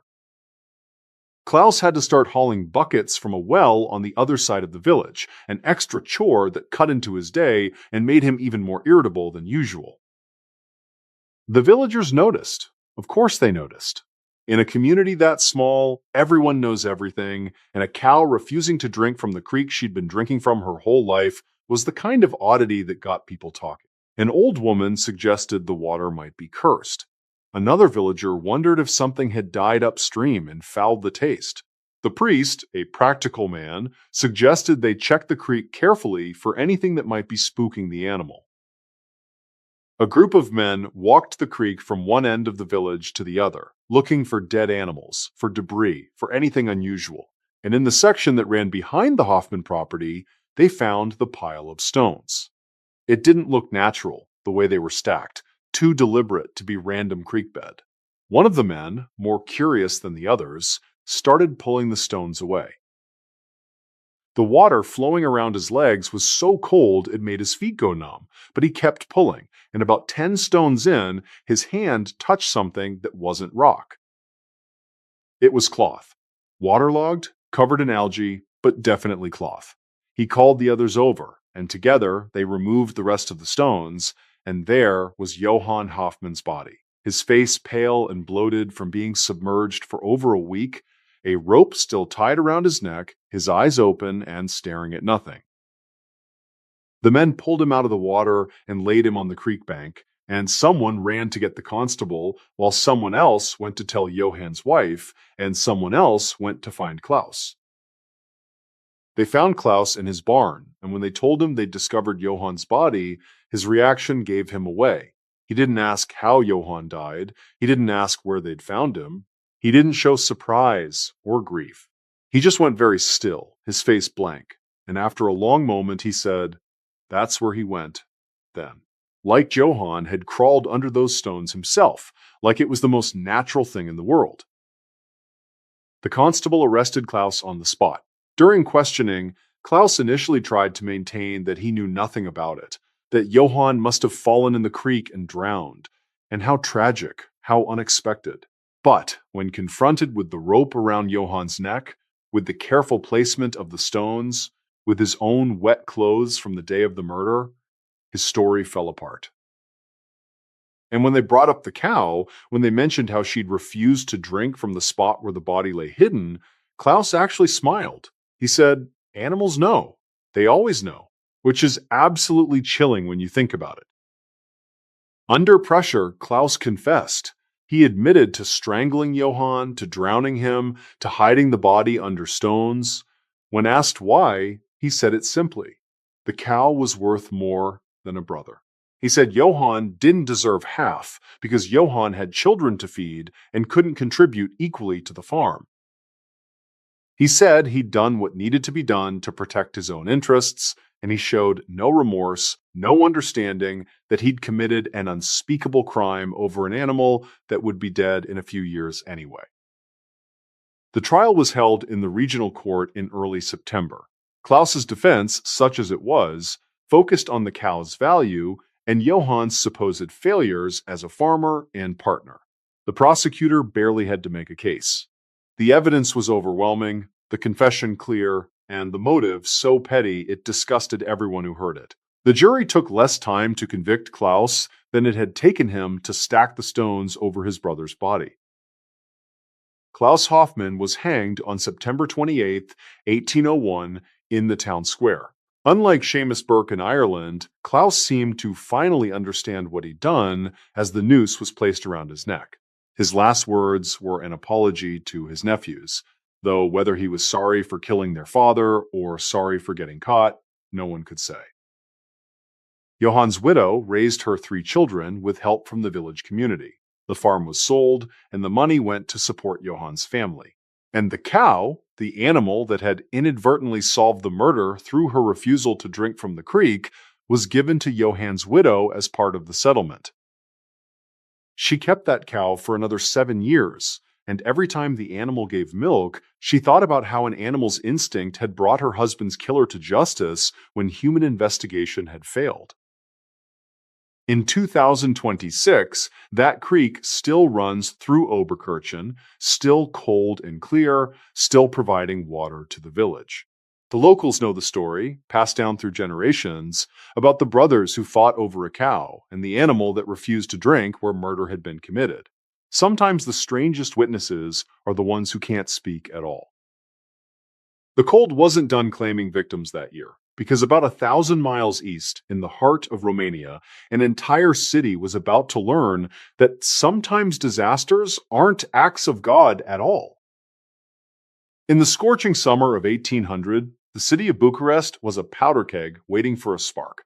The capital of Wallachia sprawled across the Romanian plains like a medieval dream, a maze of narrow cobblestone streets lined with wooden houses that leaned against each other like drunk friends walking home. The Orthodox churches, with their painted walls and golden domes, rose above the chaos, their bells marking the hours while below them. Merchants hawked spices from Constantinople, blacksmiths hammered horseshoes, and children played in streets that hadn't seen rain in over 2 months. The heat that summer was the kind that makes you forget what cool air feels like. By noon, the cobblestones were hot enough to burn through shoe leather, and the air shimmered in waves that made distant buildings look like they were underwater. The smell of the city in August was overwhelming, a mixture of horse manure baking in the sun, open sewers running down the center of streets, rotting vegetables from the markets, and the ever-present wood smoke from cooking fires. People moved slowly, conserving energy, seeking any scrap of shade they could find. But Bucharest in 1800 was also beautiful in its own way. The boyars, the wealthy landowners, had built mansions with intricate wooden balconies and courtyards filled with fountains that provided the only cool spots in the entire city. The markets exploded with color, even in the heat, with bolts of silk and wool, with pyramids of bright peppers and tomatoes, with hanging meats and fresh bread. At night, when the temperature finally dropped a few degrees, you could hear music drifting from taverns, the sound of violins and accordions mixing with laughter and the clink of glasses. Living in one of the poorer districts near the edge of the city was a family whose story represents thousands of others who would be caught in what was coming. Stefan and Elena Popescu, both in their 30s, shared a small wooden house with their 4 children and Stefan's elderly mother. Stefan worked as a carpenter, and his hands were scarred from decades of handling wood and tools. Every morning, before the sun made work impossible, he would be in his small workshop behind the house, the smell of fresh-cut pine mixing with his sweat as he crafted furniture for anyone who could afford it. Elena spent her days managing the household, which in 1800 Bucharest meant hauling water from the communal well 3 streets over, cooking over an open fire in their courtyard, washing clothes in a bucket, and trying to keep her children from getting into trouble. The kids ranged from 3 to 12, and in the heat of that summer, they were restless and irritable, constantly underfoot, constantly begging for water they couldn't spare. Elena's mother-in-law sat in the shade of the courtyard, too old to help, but still sharp enough to offer constant criticism about how things were being done. What Stefan and Elena didn't know, what none of the ordinary people of Bucharest knew, was that their city was about to burn, and the reason why would make the tragedy even more bitter. See, Wallachia at that time was caught between the Ottoman Empire and various European powers, a political situation that meant the local prince needed soldiers, lots of them, to maintain control and defend against whoever might invade next. So they'd hired mercenaries, professional soldiers from across Europe, who fought for whoever paid them. These weren't patriots or believers in any cause. They were men who killed for money, and they were very good at it. The problem was that the treasury was empty. Years of corruption, of boyars skimming funds meant for public works, of officials pocketing taxes instead of sending them where they belonged, had left Wallachia broke. The mercenaries had been promised their pay months ago, but the money never came. At first, they were patient. They'd been unpaid before. It happened. But as weeks turned into months, as their patience wore thin and their pockets stayed empty, their mood turned dark. Their commander, a German named Hans Krebs, made official complaints through proper channels. He wrote letters to the prince's advisors, he submitted formal requests, he did everything by the book, and every time he was told the same thing. The money is coming. Be patient. You'll be paid soon. But Hans Krebs was a soldier, not a fool, and he could read the situation clearly enough. The boyars were living in luxury while his men went hungry. The officials were building new mansions while his soldiers slept in barracks with leaking roofs. The money wasn't coming because it had already been spent on other things. In July of 1800, Krebs gathered his men and told them the truth. They weren't getting paid, they'd been used and discarded. He gave them a choice. They could leave and find work elsewhere, or they could stay and take what they were owed. Most of them chose to stay, and what they decided to take was revenge. On the afternoon of August 9th, 1800, the Popescu family was going about their normal routine. Stefan was in his workshop, putting finishing touches on a chair he was making for a local merchant. Elena was in the courtyard, stirring a pot of stew over the fire while her youngest daughter clung to her skirts. The older children were supposed to be fetching water, but were actually playing in an alley somewhere, and her mother-in-law was dozing in the shade, her mouth open, snoring softly. The first sign that something was wrong was the smell. Not the usual smell of the city, but something sharper, more acrid. Smoke, but not cooking smoke. The kind of smoke that comes from a real fire, heavy and thick and wrong. Elena looked up from her pot and saw a dark plume rising above the rooftops 3 or 4 streets over. Fires happened in cities, especially in summer when everything was dry, so she wasn't immediately alarmed.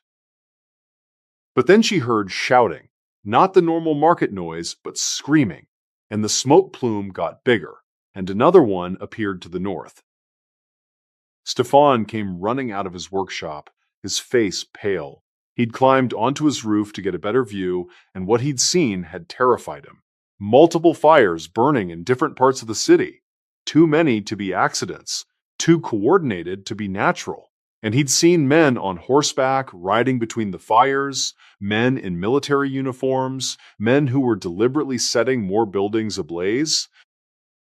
The nagging thought tugged at the back of his mind that this was planned, that someone was doing this on purpose, but that seemed impossible. Who would burn their own city? Elena grabbed their youngest child and started calling for the others, while Stefan ran to help his mother stand. The old woman was confused, asking what all the fuss was about, and Stefan didn't have time to explain. He just picked her up, surprisingly light for all her complaining, and started toward the street. But which way to run? The smoke was coming from the west and the north. The east led toward the river, which meant crowds and chaos. South seemed clear, but for how long? Stefan made a decision and headed south, his family following, joining a growing stream of people who were all making the same calculations, all trying to escape what was rapidly becoming clear was not just a fire, but an inferno. The narrow streets turned into nightmares. Wooden houses packed close together, their walls touching, their thatched roofs separated by inches, created perfect conditions for fire to spread. And spread it did, jumping from building to building faster than people could run, creating walls of flame that blocked escape routes and forced crowds to double back, to try other streets, to panic. The heat wasn't just warm, it was physical force, pushing against you, making it hard to breathe, making every gulp of air feel like swallowing fire. Elena kept counting her children. 1, 2, 3, 4. 1, 2, 3, 4. A constant mantra as they ran through streets filling with smoke. Her eyes were streaming tears from the acrid air, and she could barely see 10 feet ahead. People were screaming for lost family members, for children who'd been separated in the crush. An old man fell in front of her, and the crowd trampled him before she could even think to help. The pieces weren't adding up. How could this many fires start at once? But survival left no room for questions. Some families made the fatal decision to hide in their basements, thinking they could wait out the fire, that it would pass over them and leave them safe underground. But fire doesn't work that way. As the buildings above them burned, the basements became ovens. The temperature rose so high that people suffocated from the heat before the flames ever reached them. Their lungs couldn't process air that hot. They would gasp and choke and die while the fire still raged above their heads, and when the ashes finally cooled days later, searchers would find whole families huddled together in basement corners, their skin unburned but their insides cooked. The Popescu family kept moving. Stefan's mother had stopped protesting and gone limp in his arms, either from fear or exhaustion. Elena lost one of her children's hands in the crowd and screamed until she found him again, his face blackened with soot, his eyes wide with terror. A church bell was ringing somewhere, a futile alarm, and the sound was almost lost in the roar of the fire, which was its own kind of beast, breathing and growling and consuming everything in its path. They made it to the southern edge of the city as the sun was setting, joining thousands of others who had escaped with nothing but their lives and whatever they were wearing. Behind them, Bucharest burned like hell itself had opened up and spilled across the earth. The flames were visible for miles, lighting up the night sky with an orange glow that would be seen from villages 2 days' journey away. The smoke column rose so high it seemed to touch the clouds, and the smell of burning wood mixed with worse things no one wanted to name but everyone recognized. By morning, when the fire finally began to run out of fuel, over 2,000 houses were gone. Dozens of churches, their painted walls and golden domes, collapsed into piles of ash and melted metal. The markets, the workshops, the mansions of the boyars, all reduced to charcoal and rubble. And in the basements, in the cellars, in the places where people had thought they'd be safe, hundreds of bodies. The exact count was never determined because some victims were burned so completely they simply became part of the ash, but estimates ranged from 500 to over 1,000 dead. The prince, who had survived because his palace was made of stone, immediately launched an investigation. And that's when the truth came out, piece by piece, through interrogations and confessions and the testimony of people who had seen mercenaries with torches. Hans Krebs and his men had set the fires deliberately, multiple ignition points spread across the city, timed to create maximum chaos. They'd done it because they hadn't been paid, because they'd been lied to, because the people who owed them money had wasted it on luxuries while soldiers starved. In that moment, it all made horrible sense. The simultaneous fires, the coordination, the way escape routes seemed deliberately blocked. This wasn't a disaster, it was murder on a massive scale. And the truly sickening part was that the money to pay the mercenaries had existed. The investigation revealed that over the previous 2 years, funds meant for military pay had been diverted to build private gardens for boyars, to fund elaborate parties, to purchase imported furniture and artwork. While the mercenaries went unpaid, officials were living like kings. Some of the mercenaries were caught. Hans Krebs himself was never found, presumably escaped to another country to sell his services to another prince. But a dozen of his men were captured and executed in the ruins of Bucharest, hanged from scaffolds built from the charred timber of the houses they'd burned. Their bodies were left hanging for weeks as a warning, though a warning of what exactly was never clear. Don't hire mercenaries you can't pay? Don't steal money meant for soldiers? Don't trust that the powerful care about anyone but themselves? Stefan and Elena Popescu rebuilt their lives slowly. They lived in a refugee camp outside the city for months while Bucharest rose from its ashes. Stefan found work as a carpenter again, this time helping rebuild what had been destroyed. And there was bitter irony in that, building new houses to replace the ones that greed and corruption had allowed to burn. Their children grew up with nightmares about fire, about smoke, about running through streets with no escape. Stefan's mother died the following winter, and Stefan always wondered if the shock of that day had taken years off her life. The boyars who had stolen the money? Most faced no consequences. A few were fined, token punishments that meant nothing to men of their wealth. The system protected them, just as it always had, just as the mercenaries had known it would. The prince made speeches about justice and rebuilding, but the people of Bucharest knew better. They knew who was really responsible for the fire that had killed hundreds and left thousands homeless. In 2026, Bucharest is a modern city, rebuilt and rebuilt again over the centuries. But In the historical archives, in the old churches that survived, you can still find records of the Great Fire of 1800. And if you know where to look, you can find the lists of names, hundreds of them, people who died because corruption turned a natural vulnerability into a weapon. The lesson is simple, but somehow we keep forgetting it. When the powerful steal from those they owe, it's not just theft, it's murder waiting to happen. Speaking of corruption leading to death, let's move from a burning city to a quiet bedroom, where greed within a family was about to turn even more personal and far more deliberate.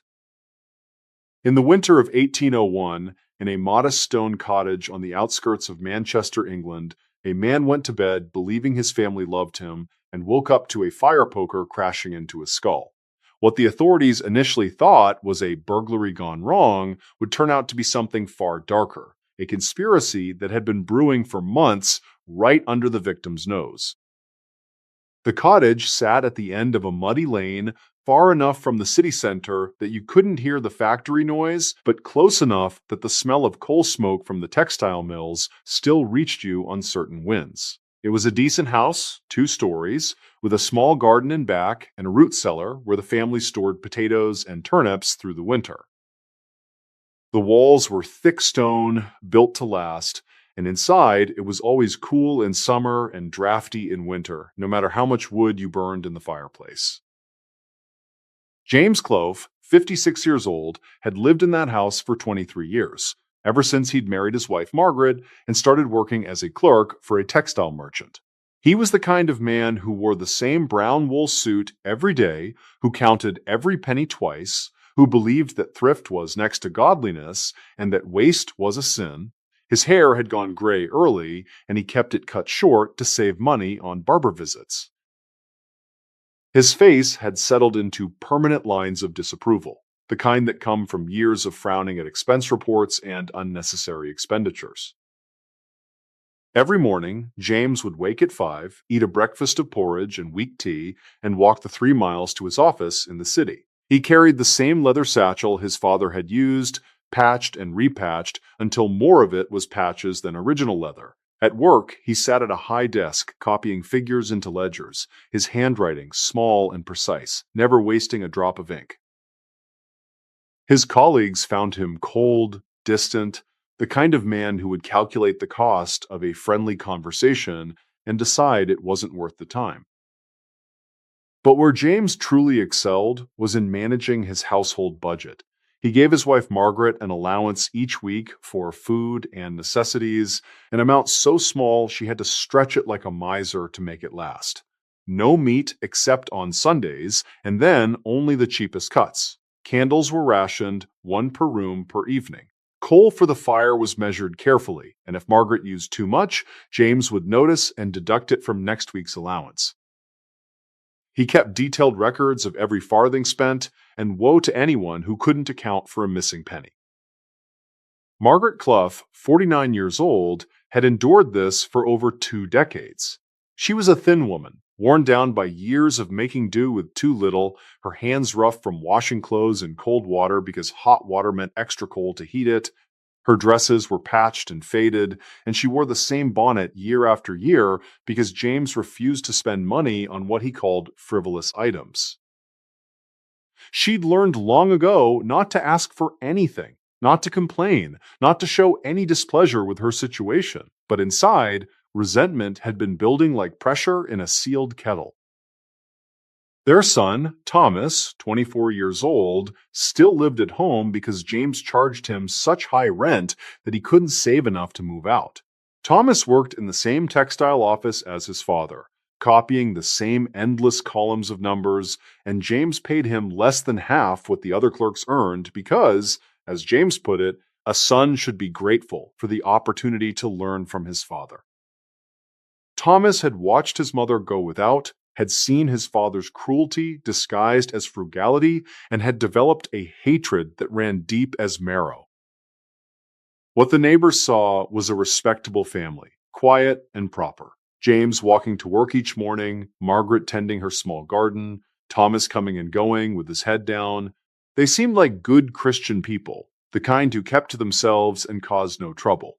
But behind the thick stone walls of that cottage, a different story was unfolding.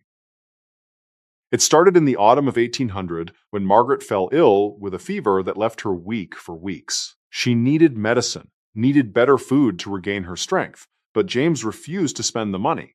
He told her to rest and drink water, that doctors were charlatans who charged too much for useless advice. Margaret recovered eventually, but something had shifted. She'd come close to dying because her husband valued money more than her life, and that realization crystallized everything she'd felt for years into something sharp and dangerous. She started talking to Thomas, careful conversations when James was at work, about how different their lives could be. She'd mentioned casually that James had savings, quite a bit actually, money he'd been hoarding for decades. Thomas already knew this, had seen the lockbox his father kept in his bedroom, had watched his father count coins late at night like a dragon counting treasure. Margaret would sigh and say it was a shame that money just sat there doing nothing when it could improve their lives, could give Thomas the chance to start his own life, could give her a few comfortable years before she was too old to enjoy them. These conversations happened over months, little seeds planted and watered until they grew into a plan. Neither of them said it directly at first. They danced around it, talking about what would happen when James died naturally, how much easier things would be, how they could finally live like normal people instead of misers. But eventually, the unspoken became spoken. What if James died sooner rather than later? What if an accident happened? What if someone helped that accident along? The plan they settled on was simple. Make it look like a burglary. Someone breaks in during the night, James wakes up and confronts them, gets killed in the struggle. The burglar panics and flees without taking anything. It happens all the time in the city, so why not in a cottage on the outskirts? The authorities would investigate, find nothing, and eventually move on. Margaret would inherit everything, Thomas would get his share, and they'd finally escape the grinding poverty James had imposed on them, despite having the means to live comfortably. On the night of December 14th, 1801, the plan went into motion. James had his usual sparse dinner, bread and cheese and water, while Margaret and Thomas ate in silence across from him. James reviewed his account books after dinner, made a few notations, and then announced he was going to bed at 8 o'clock, as he always did. Margaret and Thomas sat by the fire for another hour, not speaking, just waiting. At 9 o'clock, Margaret went upstairs and checked on James. He was asleep, snoring softly, lying on his back in the same position he always slept in. She came back downstairs and nodded to Thomas. Her throat tightened, breath catching, but she pushed the fear down. They'd come too far to stop now. Thomas stood up, picked up the fire poker from beside the hearth, and felt its weight.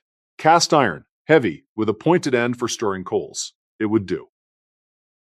He climbed the stairs slowly, each step creaking slightly despite his care. The bedroom door was open, and in the faint moonlight coming through the window, he could see his father's shape under the blankets. Thomas stood there for a long moment, the poker in his hand, thinking about all the years of penny pinching, all the times he'd gone hungry while his father counted money, all the casual cruelties disguised as lessons about the value of thrift. The first blow caught James on the side of the head as he slept. His eyes flew open, and he tried to sit up, tried to understand what was happening, but Thomas hit him again before he could speak. And again, and again. The sound was terrible, a wet cracking that echoed in the small room, and James's attempts to cry out became gurgles as blood filled his mouth.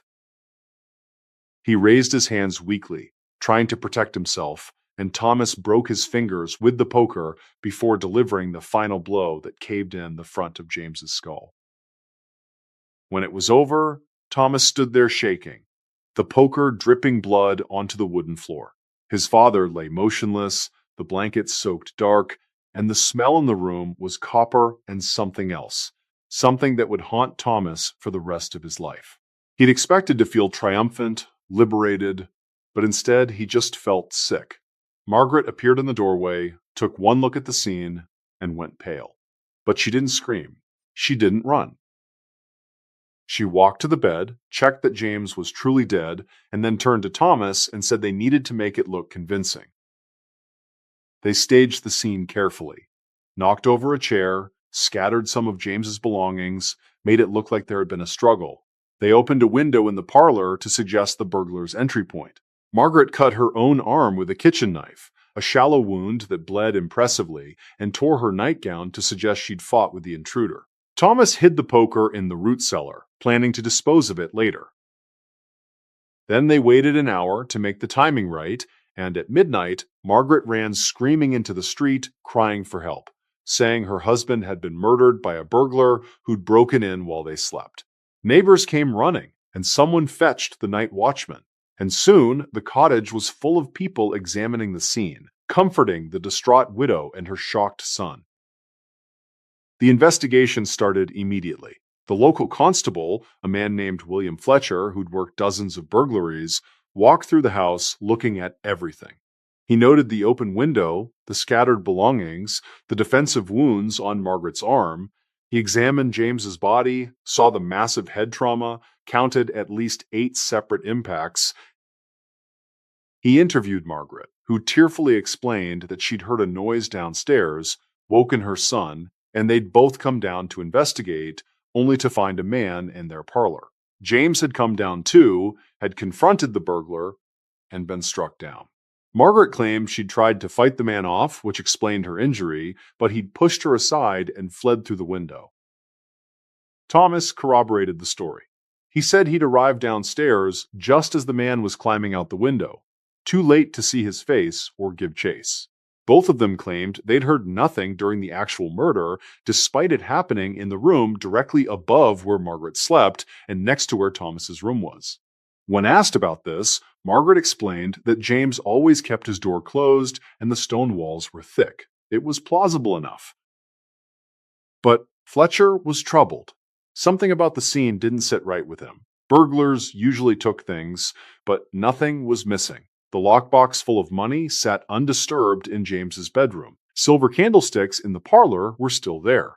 Even James's good pocket watch, lying on his nightstand, hadn't been touched, and the wound pattern bothered him.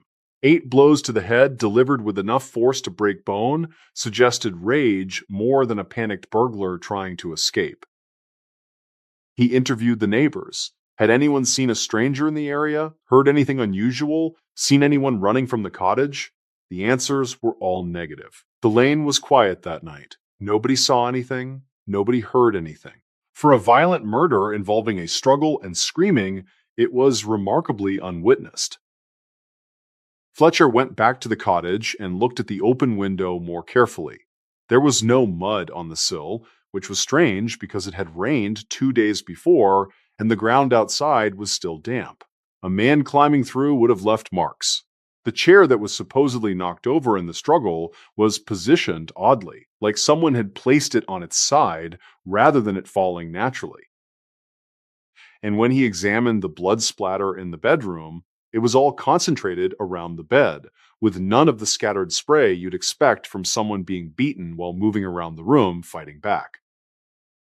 He brought Margaret and Thomas in for more questioning, this time separately. He asked them to go through the story again, looking for inconsistencies, and he found them.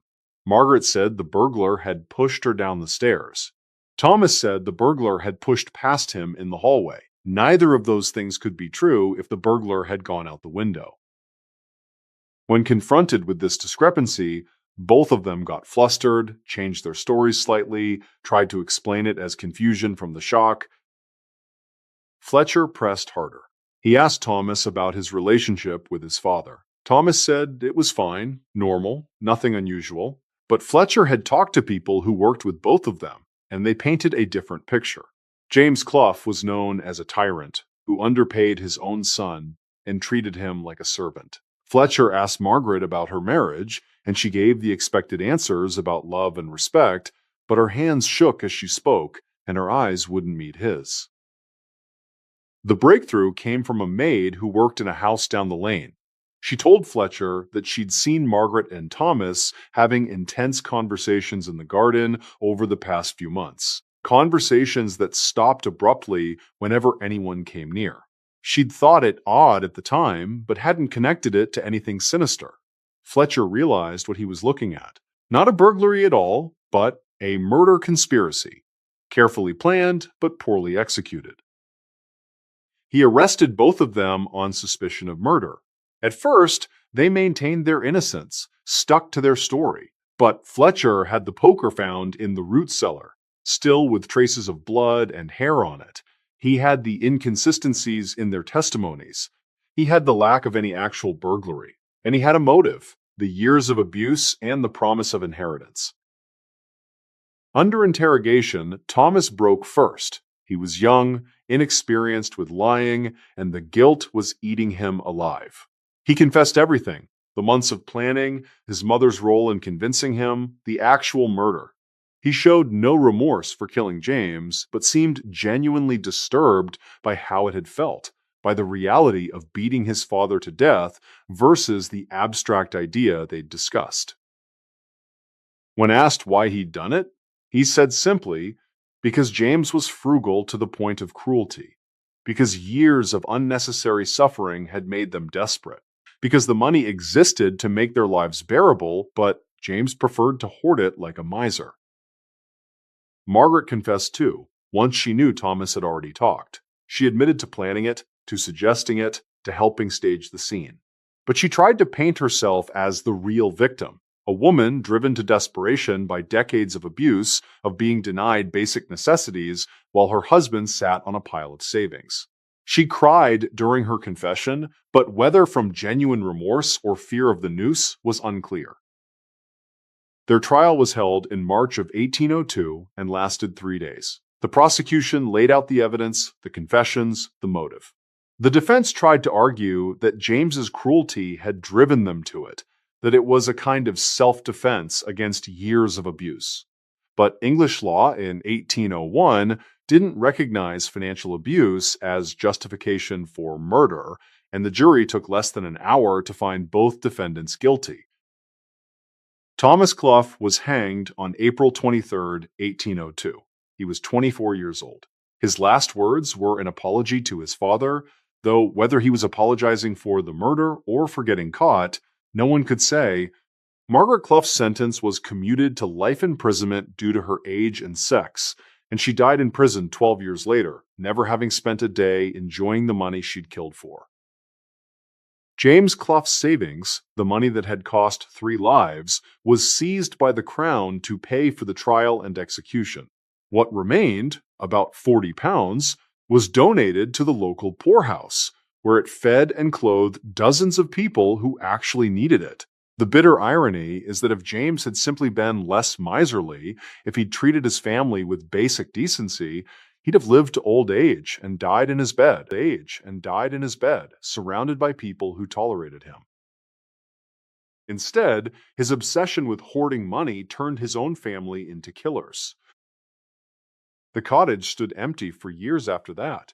People said it was cursed, that you could still hear the sound of the poker striking bone if you walked past at night. Eventually, it was torn down and the land sold, and now there's a row of modern houses where the Clough cottage once stood. But in the Manchester court records, the case is still referenced in law textbooks as an example of how financial abuse, while morally wrong, doesn't legally justify murder, and how sometimes the people sleeping under the same roof are the ones you should fear most. Greed within a family is one thing, but what about greed for its own sake? Our next story takes us to Paris, where a woman turned murder into a profitable business, and where her weapon of choice was as elegant as it was brutal. In the fashionable salons of Paris during the early 1800s, Madame Celeste Deschaze was known as a tragic figure, a beautiful widow who had suffered the misfortune of losing 3 husbands in less than 2 years. Society ladies would pat her hand and murmur their sympathies while secretly thanking God it wasn't them. What none of them knew was that Madame Deschaze wasn't unlucky at all. She was methodical, patient, and extremely good at murder. Paris in 1800 was a city rebuilding itself after the chaos of the Revolution. The guillotines had stopped running, Napoleon was consolidating power, and the wealthy were cautiously emerging from hiding to reclaim their place in society. The Rue Saint-Honoré, where Madame de Chayes kept her elegant townhouse, was lined with shops selling imported silks and fine porcelain, with cafes where philosophers argued over tiny cups of bitter coffee, with the kind of people who measured their worth in titles and property and the cut of their clothes. Madame de Chayes' townhouse was a three-story affair with cream-colored stone walls and tall windows that let in the afternoon light. Inside, everything spoke of refined taste and comfortable wealth. Persian carpets covered polished floors, oil paintings in gilded frames hung on silk wallpaper, and the parlor smelled perpetually of lavender sachets and beeswax furniture polish. Fresh flowers appeared on the mantelpiece every 3 days, and the silver tea service was so polished you could see your face in it. Celeste de Chayes herself, 32 years old in the spring of 1801, was the kind of woman men noticed and women envied. She had pale skin that she protected obsessively from the sun, dark hair she wore in the latest Parisian fashion, and green eyes that seemed to sparkle with amusement at some private joke. She dressed in the finest fabrics, wore jewelry that caught the light, and moved through rooms with the confidence of someone who knew exactly how beautiful she was and precisely how to use it. Her first husband, Monsieur Philippe Moreau, had been a wine merchant twice her age when they married in 1799. He was wealthy, but boring. The kind of man who talked endlessly about barrel aging and grape varietals, while his young wife smiled politely and counted the hours until she could escape to more interesting company. Philippe adored Celeste, showered her with gifts, and promised that his considerable fortune would be hers when he died, which he assumed would be many years in the future. He was wrong about that. Philippe developed stomach troubles in the autumn of 1799, just 6 months after the wedding. It started mild, some discomfort after meals, occasional nausea. But over the course of a few weeks, it got worse. He couldn't keep food down, lost weight rapidly, and complained of burning pain that made him double over. Doctors were called, and they diagnosed it as stomach vapors, a catch-all term for digestive problems nobody really understood. They prescribed rest and bland foods, neither of which helped. Celeste played the devoted wife beautifully. She sat by Philippe's bedside, brought him weak tea and broth, held a cool cloth to his forehead when he was feverish. The servants whispered about how lucky Monsieur Moreau was to have such a caring spouse. In early December, Philippe signed a new will, leaving everything to Celeste, wanting to ensure she'd be provided for. 2 days later, he died screaming in agony, his stomach finally giving out completely. The doctor who examined him noted severe internal bleeding and signed the death certificate without suspicion. Rich old men died of stomach problems all the time. Celeste mourned appropriately, wore black for the required period, and inherited a fortune in wine, inventory, and property. She sold most of it quickly, keeping only the townhouse and enough invested funds to live comfortably. And then, after a respectful 8 months, she began accepting suitors again. Several men courted her, attracted by her beauty and the aura of tragic romance that surrounded her.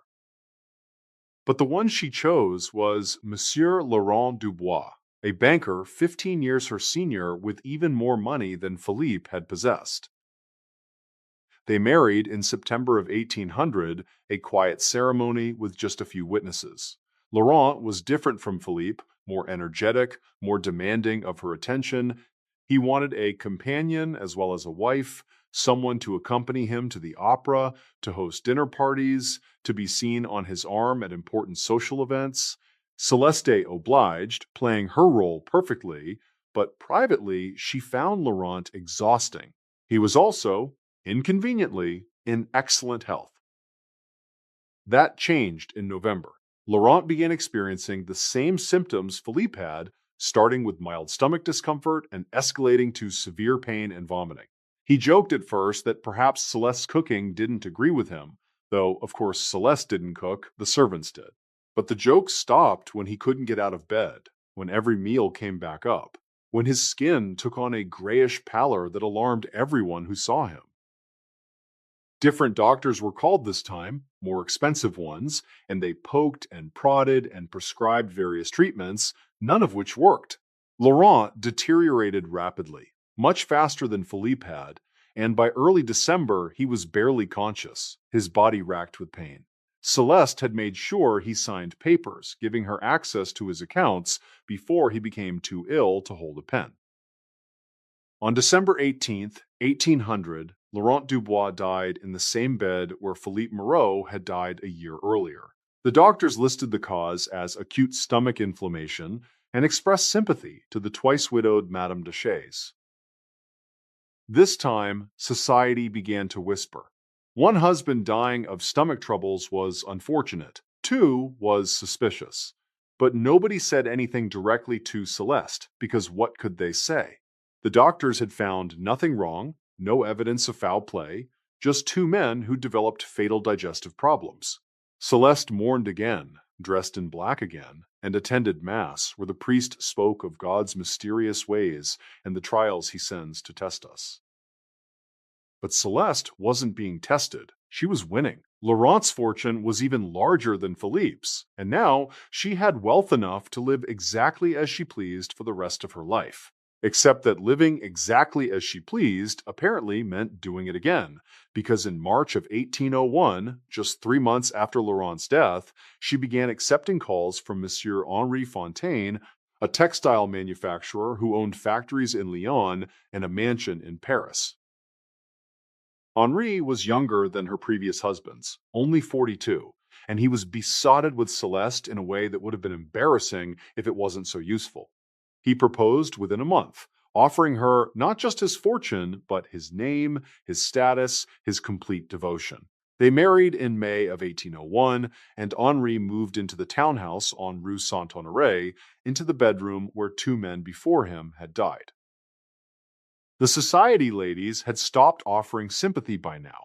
They were openly scandalized that Celeste would marry again so quickly, and rumors flew about what kind of woman would go through husbands like dresses. But Henri didn't care what people said. He was in love, and he spent his wedding night making plans for their future together, talking about the children they'd have, the trips they'd take to Italy and Greece. Celeste listened and smiled and poured him tea from her porcelain service, the same service she'd used for Philippe and Laurent, the same delicate cups with the painted roses, the same sugar bowl with the silver spoon. Henri drank 3 cups that night, complimenting her on the quality of the tea leaves, saying he'd never tasted anything quite like it. By morning, he was violently ill. The symptoms were familiar to Celeste by now. She'd seen them twice before. The vomiting, the pain, the rapid deterioration. But Henri was younger and stronger, and he fought it longer than the others had. For 2 weeks, he suffered, growing weaker each day but clinging stubbornly to life. Doctors came and went, and one of them, a young physician named Dr. Beaumont, started asking questions that made Celeste nervous. Dr. Beaumont noticed that Henri's symptoms were consistent with poisoning, not disease.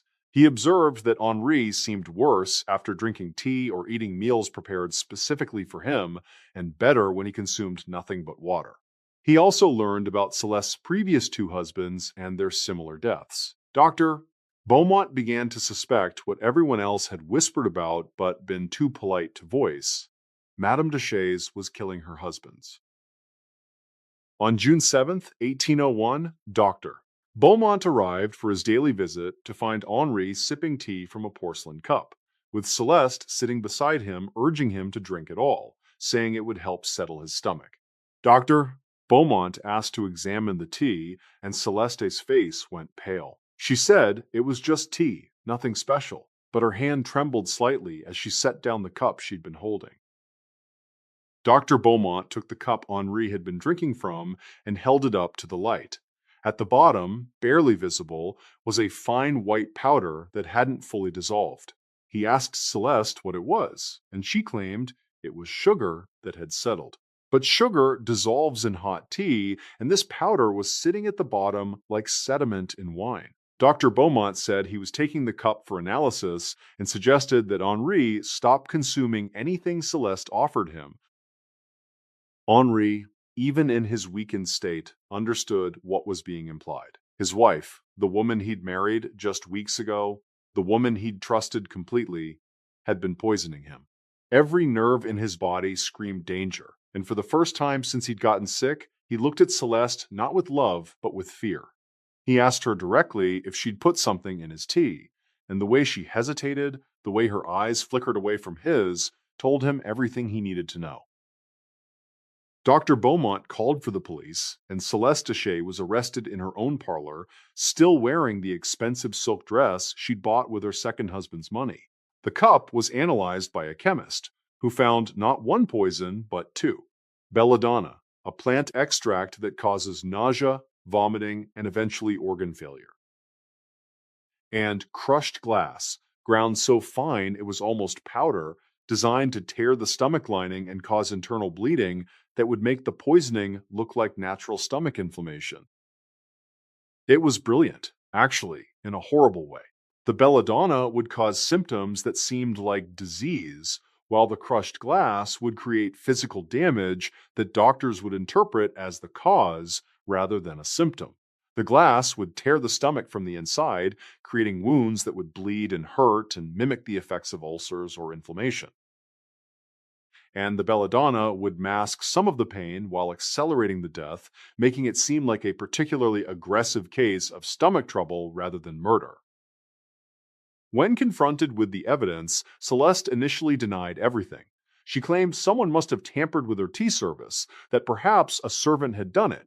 But when police searched her townhouse, they found more belladonna hidden in a hat box in her bedroom and a small jar of powdered glass in her vanity drawer mixed with her face powders. They also found detailed records of her husband's finances, including documents she'd forged to access their accounts before they were dead. The truth hit investigators like revelation. Celeste had married Philippe for his money, killed him when he'd signed over his fortune, and then repeated the process with Laurent and attempted it with Henri. She'd perfected her method with the first two, learning the right dosages, the right timing. The crushed glass was her innovation, her way of creating physical evidence of stomach disease that would satisfy doctors who might otherwise be suspicious. Under interrogation, Celeste finally confessed, though she showed no remorse.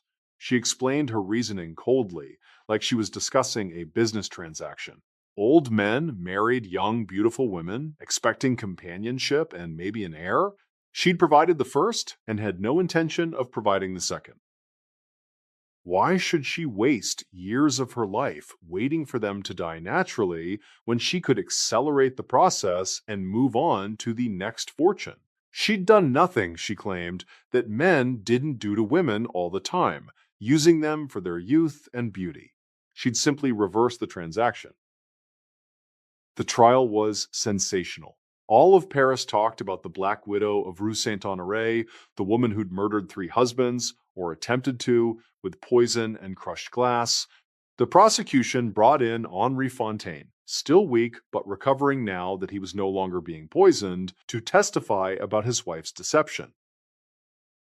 They exhumed the bodies of Philippe Moreau and Laurent Dubois, and chemists found traces of belladonna in their remains, along with evidence of severe internal lacerations consistent with ground glass consumption. Celeste's defense argued that she was a product of a society that gave women no power except through marriage, that she'd been driven to desperate acts by a system that treated wives as property. But the jury wasn't sympathetic to a woman who'd callously murdered 2 men and attempted to kill a third purely for financial gain. They found her guilty on all counts after less than an hour of deliberation. Madame Celeste Deshay was executed by guillotine on August 23, 1801, in the same Place de la Révolution where thousands had died during the Terror. Unlike those victims, she died for her own crimes rather than political ones. She walked to the scaffold calmly, dressed in a simple white shift, and her last words were reportedly, "I regret nothing except getting caught." which tells you everything you need to know about who she really was beneath the beautiful face and elegant manners. Henri Fontaine survived and eventually remarried, this time to a woman his own age who had no interest in his money because she had plenty of her own. The townhouse on Rue Saint-Honoré was sold, and the new owners reported no ghosts, no spirits, just rooms that smelled faintly of lavender no matter how many times they aired them out. The porcelain tea service was destroyed, every cup and saucer smashed and buried, because some objects carry too much death to ever be used again. In 2026, poisoning is harder to get away with because we have toxicology tests and forensic science and autopsies that catch what 19th century doctors missed. But the fundamental truth remains. The most dangerous person in your life is often the one sharing your bed, the one you trust completely, the one who knows exactly how you take your tea. Poison is quiet, elegant, the weapon of someone who wants to kill without confrontation. But some evil isn't quiet at all. Some evil screams its presence, announces itself with violence in the streets, and dares anyone to stop it. Which brings us to London in the fog, where wealthy young men turned hunting humans into sport. On foggy nights in London during the early 1800s, women learned to stay indoors after dark, not because of footpads or common thieves, but because of something far worse: gangs of wealthy young men who hunted human prey for entertainment. They called themselves the Mohawks, after the Mohawk warriors of America, and what they did to their victims was so twisted that even 2 centuries later, it's hard to believe it really happened. London in 1801 was a city of extreme contrasts.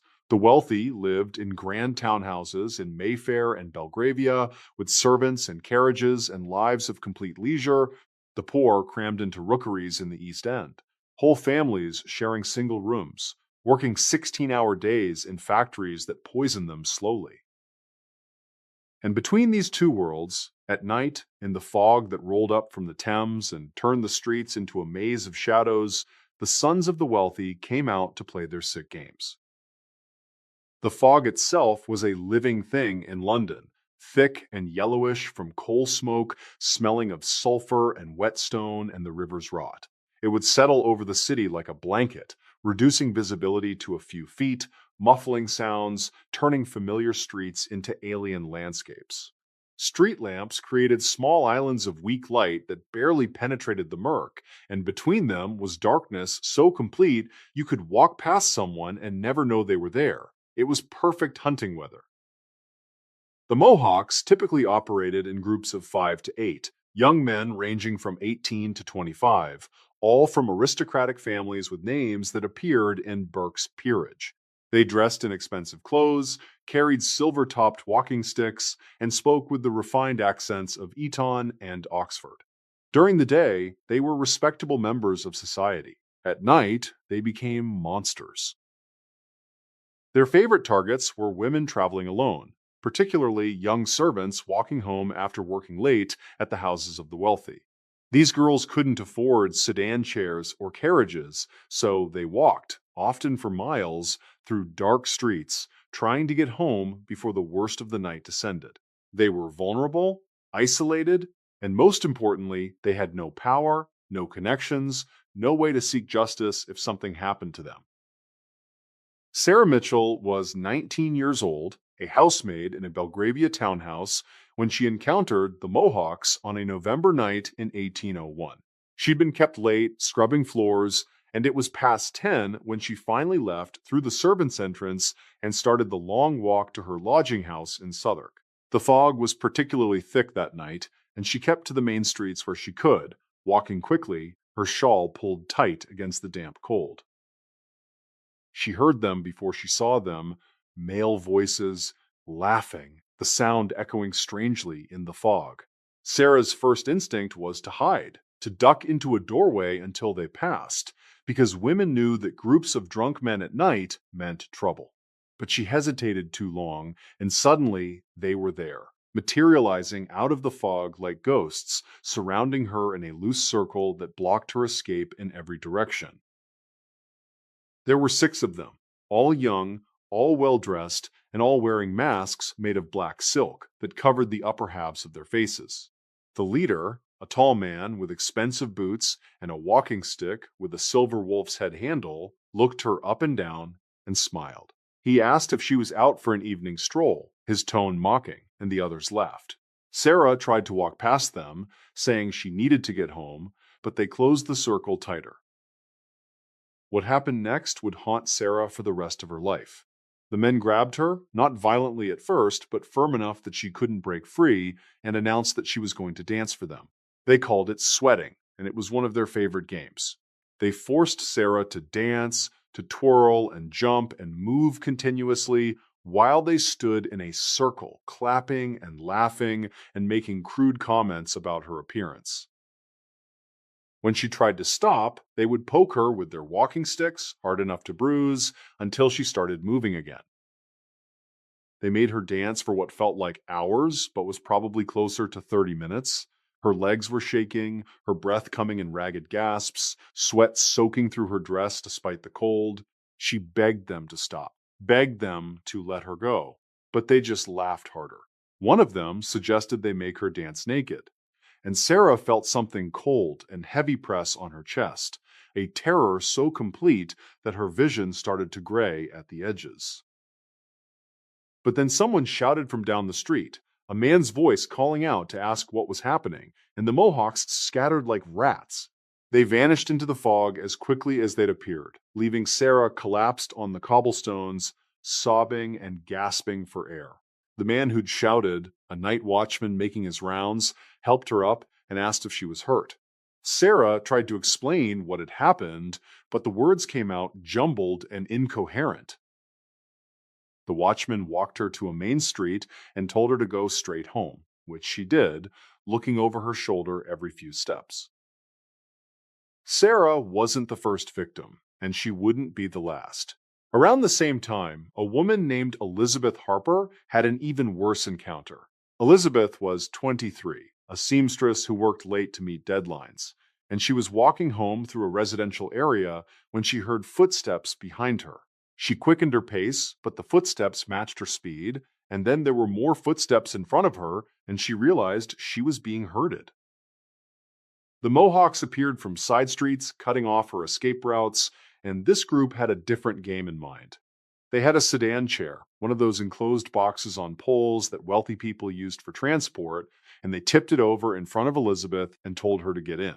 When she refused, they grabbed her and forced her inside, then tipped the chair upright with her trapped in it.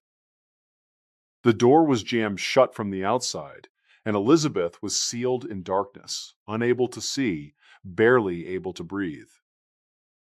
What the Mohawks did then was even more vile. They rocked the chair violently, tipping it back and forth, slamming it against walls and lampposts while Elizabeth screamed inside.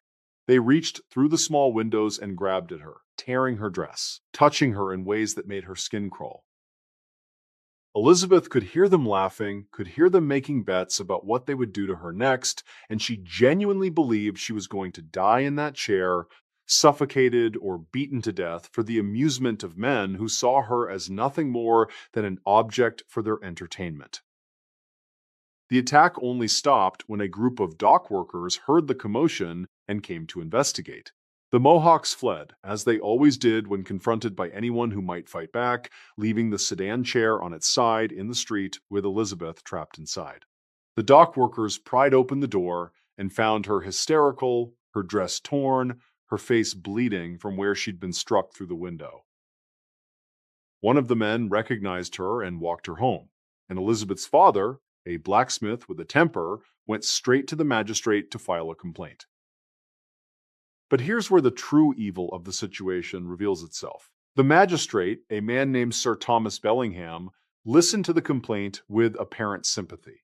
He took notes, he asked questions, he assured Elizabeth's father that the perpetrators would be found and punished, and then he did absolutely nothing. Because Sir Thomas knew exactly who the Mohawks were. His own son was one of them. The Mohawks weren't just random thugs. They were the sons of judges, of members of parliament, of wealthy merchants, and landowners who controlled the legal system. When victims tried to report attacks, they found themselves filing complaints with the fathers and uncles of the men who'd assaulted them. The investigating magistrates would promise action, then quietly close the cases. Witnesses would be intimidated into silence. Victims would be told there wasn't enough evidence, or that they'd misidentified their attackers, or that boys will be boys and no real harm was done.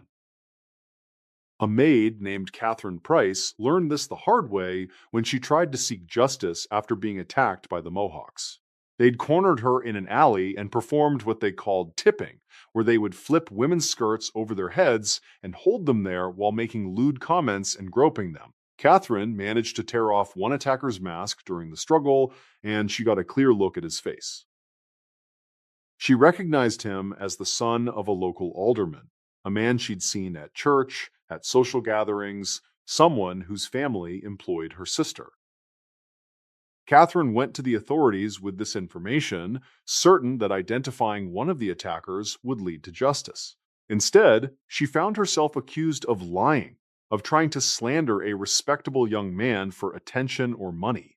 The alderman's son had alibis, witnesses who swore he'd been elsewhere that night. Catherine's employer was pressured to dismiss her for making false accusations, and she lost her job and her reputation. The message was clear. Victims of the Mohawks had no recourse, no protection, no hope of justice. The newspapers occasionally mentioned the attacks, but always in vague terms, referring to gangs of miscreants or unknown assailants, never naming names, never pointing fingers at the families everyone knew were responsible. Because those families controlled the newspapers too, through advertising revenue and social pressure, and the understanding that certain stories simply didn't get printed if you wanted to stay in business. By the spring of 1802, the attacks had become so common that women in London were organizing their own defense. They would walk in groups after dark, carrying hat pins and scissors and anything else that might be used as a weapon. Some households started arranging for male servants to escort their female staff home at night. Churches held special meetings to discuss the problem, and priests preached about the moral decay of the upper classes, but nothing changed because the people with the power to change things were protecting their own sons. One attack in particular brought the issue to a head, though not in a way that led to justice. A young woman named Anne Winters was walking home after visiting her sick mother when the Mohawks grabbed her and dragged her into a park. What they did to her there crossed the line from assault into something even darker. They beat her severely, broke her arm, and committed acts of sexual violence that left her traumatized and pregnant. Anne's injuries were so severe she couldn't work for months, and when she finally recovered physically, she was never the same mentally. Anne's father, a carpenter with more courage than sense, managed to identify 3 of the attackers through a combination of investigation and bribery. He brought this information to the authorities along with Anne's testimony and physical evidence of the assault. Surely, he thought, with this much proof, justice would be served. But he'd underestimated how thoroughly the system protected its own. The 3 young men he'd identified were sons of a baron, a judge, and a wealthy textile merchant. They were questioned, certainly, but in the comfort of their homes, rather than in custody. They admitted to being in the park that night, but claimed they'd encountered Anne and found her already injured, possibly attacked by footpads, and they'd actually tried to help her. Anne was lying, they said, trying to trap respectable men into marriage or extort money from their families. And because they were who they were, because their fathers were who they were, their version of events was accepted as truth. Anne's father was warned that if he continued making accusations, he would be arrested for libel. Anne herself was branded a liar and worse. The family had to move to a different part of the city to escape the harassment, and the 3 young men who'd brutalized her faced no consequences at all. They continued their lives of leisure, continued their nighttime activities, continued hunting women in the fog with the absolute certainty that they would never be held accountable. The Mohawks operated with impunity in London for several years, from around 1800 to 1804, when changing social attitudes and increasing public pressure finally made their activities too scandalous to ignore. But even then, there were no arrests, no trials, no punishments. The gang simply stopped using the name Mohawks and became more discreet. The attacks didn't end, they just became less organized, less public. Of the dozens of documented attacks, of the hundreds that likely went unreported, not a single Mohawk was ever successfully prosecuted. Some of them grew up to become judges themselves, MPs, leaders of society, men who made laws they'd spent their youth breaking. Sarah Mitchell, the housemaid, forced to dance until she collapsed, emigrated to America in 1805, unable to live in a city where she might encounter her attackers at any moment. Elizabeth Harper, trapped in the sedan chair, developed a fear of enclosed spaces that stayed with her for life. Catherine Price, who lost her job for telling the truth, died in a workhouse at age 37. Anne Winters took her own life in 1808, unable to escape the trauma of what had been done to her. In 2026, we like to think we've progressed beyond the days when wealthy criminals could act with impunity because of who their fathers were. But the truth is, institutional protection of the powerful is alive and well. The details change, the methods evolve, but the fundamental reality remains. Some people commit crimes knowing they'll never face consequences because the system was built to protect them, and the people harmed by their actions are considered acceptable losses in maintaining the social order. What happens when monsters aren't hiding in the shadows but walking openly in society, protected by the very institutions meant to stop them? That's not a historical question. That's the question we're still struggling to answer. And maybe the most frightening thing is knowing that right now, somewhere, someone is getting away with something terrible because they have the right last name. But at least those villagers in Russia believed in monsters. They believed evil could take physical form, which made what they did to the man they caught both horrifying and, in a strange way, understandable. The merchant was still alive when they found him, though calling what remained of him alive was generous. His horse had been torn apart, literally ripped into pieces that were scattered across 50 yards of frozen ground. And the merchant himself had been dragged from the saddle and savaged by something with claws and teeth, his throat opened, his belly slit, his face so mutilated that his own wife wouldn't have recognized him. But his eyes were still moving, still aware, and when the search party approached, he tried to speak, blood bubbling from his ruined throat, forming words that sounded like beast and wolf and run. This was the Ural Mountains in the winter of 1800, where the Russian wilderness stretched for thousands of miles in every direction, and civilization was just small islands of human settlement in an ocean of frozen forest. The wind that came down from the north carried the smell of pine and ice and something older, something that made even hardened frontiersmen uneasy. Wolves were common in these mountains, bears too, but what had been attacking travelers along the trade routes for the past 6 months was something different. The attacks had started in the summer of 1800, when a fur trapper named Dmitry Volkov disappeared on his way to the trading post at Yekaterinburg. His companions found his campsite torn apart, his tent shredded, and a trail of blood leading into the forest that they were too afraid to follow. They assumed a bear had gotten him, though bears typically didn't hunt humans and certainly didn't destroy campsites with such apparent fury. Dmitry's body was never found.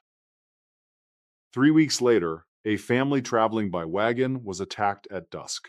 The father was killed instantly, his head nearly separated from his body.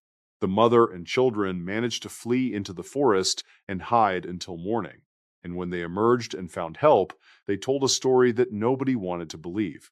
They said the thing that attacked them had walked on 2 legs like a man but was covered in hair, had claws instead of fingers, and had eyes that glowed yellow in the firelight. The authorities assumed the family was in shock, that they'd seen a bear standing upright, as bears sometimes do, and that fear had transformed the memory into something more monstrous. But then more people went missing. A hunter here, a merchant there, a group of soldiers on patrol who simply never returned to their garrison. Search parties would find torn clothing, scattered belongings, and always blood. Sometimes they'd find body parts, an arm here, a leg there, gnawed on and discarded like a predator had been feeding but wasn't hungry enough to finish the meal. The pattern was clear. Something was hunting humans along a 30-mile stretch of the trade route that ran through the mountains. The local villagers started calling it the Wolf of the Steppes, though the Ural Mountains weren't steppes at all. The name stuck anyway, probably because it sounded better than admitting they had no idea what was killing people. Travelers began moving in large armed groups, and even then, they only traveled during daylight hours. The trade route that had once seen dozens of merchants per week was nearly abandoned, and the villages that depended on that trade were suffering. In October of 1800, a Cossack military unit was dispatched to hunt down whatever was responsible for the attacks. 20 experienced soldiers, all of them veterans of campaigns against Chechen rebels and Turkish raiders, men who knew how to track and fight. They spent 2 weeks combing the mountains, following old blood trails, checking caves and ravines, finding nothing but the remains of victims. And then, on the 15th night, the thing found them. The attack came during the darkest hour before dawn, when the Cossacks were camped in a clearing with sentries posted. One of the sentries screamed, a sound that was cut off mid-breath, and then chaos erupted. The soldiers scrambled from their bedrolls to find something moving through their camp with impossible speed, a shape that seemed to blend with the shadows, striking and retreating before anyone could get a clear look. By the time they managed to organize a defense, 3 men were dead and 2 more were wounded, including the unit commander who'd had his shoulder opened by claws or a knife or something in between. The survivors described seeing a man, or something shaped like a man, covered in matted fur or hair or filthy rags. They couldn't agree on which. It moved like no human they'd ever seen, leaping over obstacles, climbing a tree to escape when they finally surrounded it, disappearing into the canopy with a howl that sounded half human and half animal. The Cossacks, hardened men who'd faced death in battle countless times, refused to pursue it into the forest at night. They waited for dawn, tended their wounded, and when light finally came, they found tracks leading away from the camp. Not paw prints, but boot prints, human boot prints, mixed with drag marks like whoever made them was limping or injured. They followed the trail for hours, moving cautiously, weapons ready. The tracks led deeper into the mountains, to areas so remote that even the hunters avoided them, places where the forest grew so thick the sun barely reached the ground, and the silence was broken only by the occasional cry of a raven. And there, in a limestone cliff face, they found a cave, and in that cave they found a sight that would haunt them for the rest of their lives. The cave was maybe 30 feet deep, with a ceiling low enough that a tall man would have to stoop. The floor was covered in bones, human bones mixed with animal bones, skulls arranged in piles like someone had been collecting them. The walls were covered in crude drawings made with charcoal and what looked like dried blood, images of wolves and moons and stick figures being torn apart. And in the back of the cave, surrounded by the belongings of at least 15 different people, clothes and boots and satchels and jewelry, sat a man. He was maybe 40 years old, though it was hard to tell because he was so filthy. His hair hung to his shoulders in matted clumps, his beard was long and tangled with bits of food and debris, and his clothes were nothing but rags held together with sinew and strips of leather. His hands were caked with dried blood and dirt, his fingernails grown into claws from never being cut. But it was his eyes that really got to the soldiers, wild eyes that seemed to look through them rather than at them, eyes that held no recognition of humanity, no connection to the civilized world. The man didn't try to run when the Cossacks entered his cave. He just sat there, rocking slightly, making a low growling sound in his throat. When they grabbed him and dragged him out into the daylight, he hissed and tried to cover his eyes, like he hadn't seen the sun in years. They bound his hands with rope, and he didn't resist, just kept making those animal sounds, growling and whimpering and occasionally howling. They brought him back to the nearest village, a place called Beloretsk, where the local authorities could decide what to do with him. News of his capture spread fast, and people came from surrounding settlements to see the monster who'd been terrorizing the mountains. The man was locked in a barn while the military conducted their investigation, and what they found in his cave told a story that was both tragic and terrifying. Among the belongings were identity papers for a man named Ivan Smirnov, a former soldier who deserted from the army in 1796 and disappeared into the wilderness. Court records showed he'd been accused of killing a fellow soldier in a fight over gambling debts, and he'd fled rather than face trial. That was 4 years before the attack started, which meant he'd been living alone in that cave for years before he began hunting people. The authorities tried to question him, but Ivan, if that's who he really was, seemed incapable of human speech. He would growl and snarl, would bare his teeth when approached, would eat only raw meat and refuse cooked food. When they brought him water in a cup, he wouldn't drink, but when they poured it into a bowl on the floor, he lapped it up like an animal.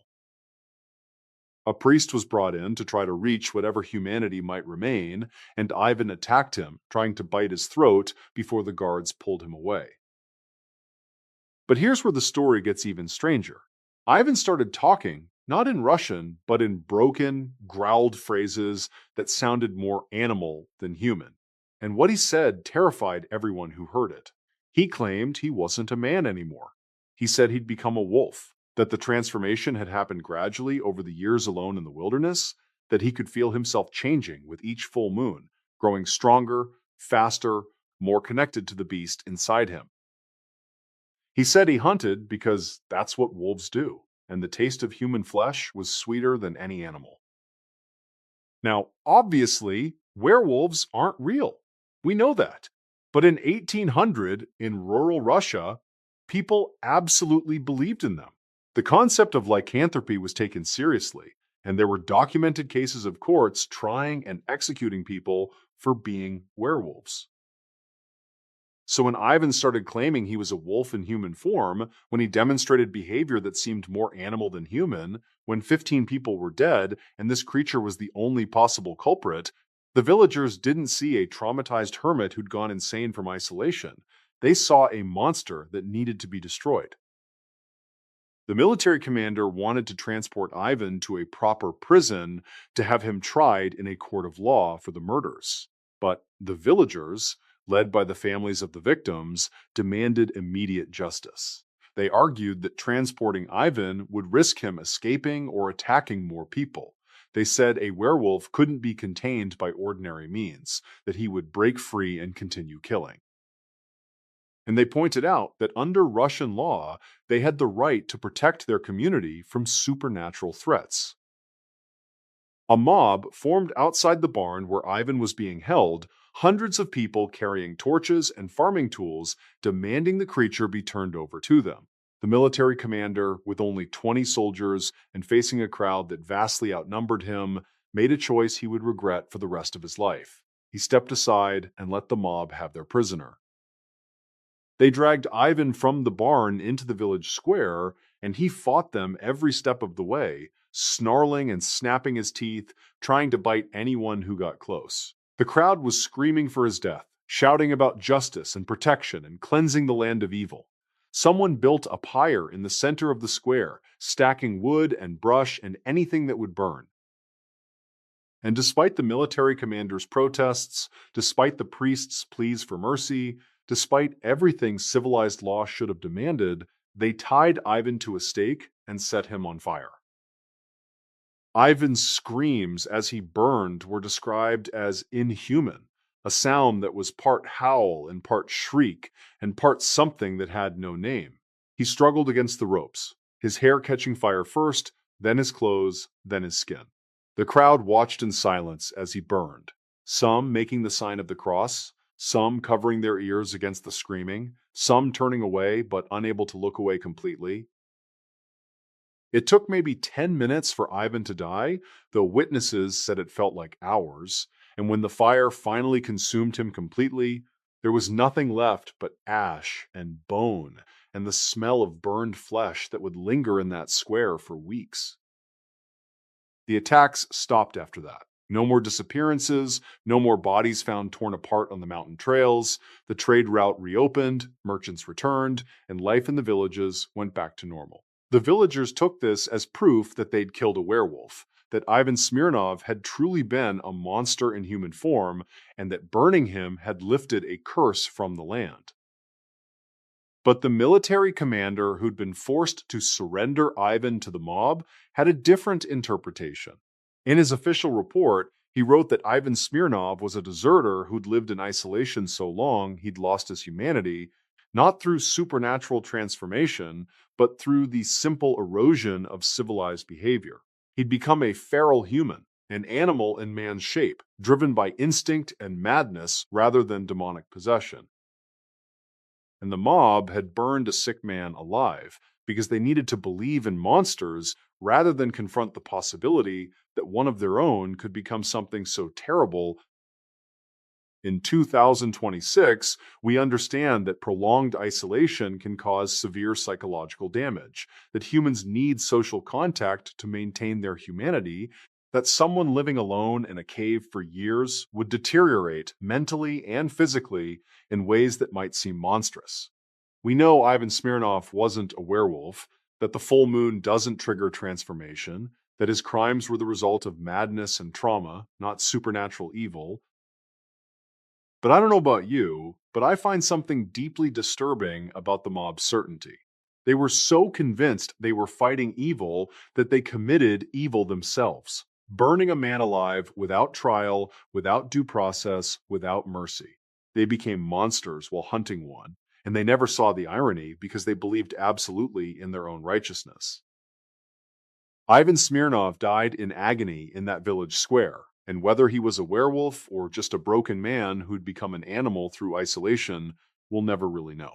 What we do know is that 15 people were dead, that something in those mountains had been hunting humans, and that when it was captured and killed, the attacks stopped. Sometimes the simplest explanation isn't the most comforting one.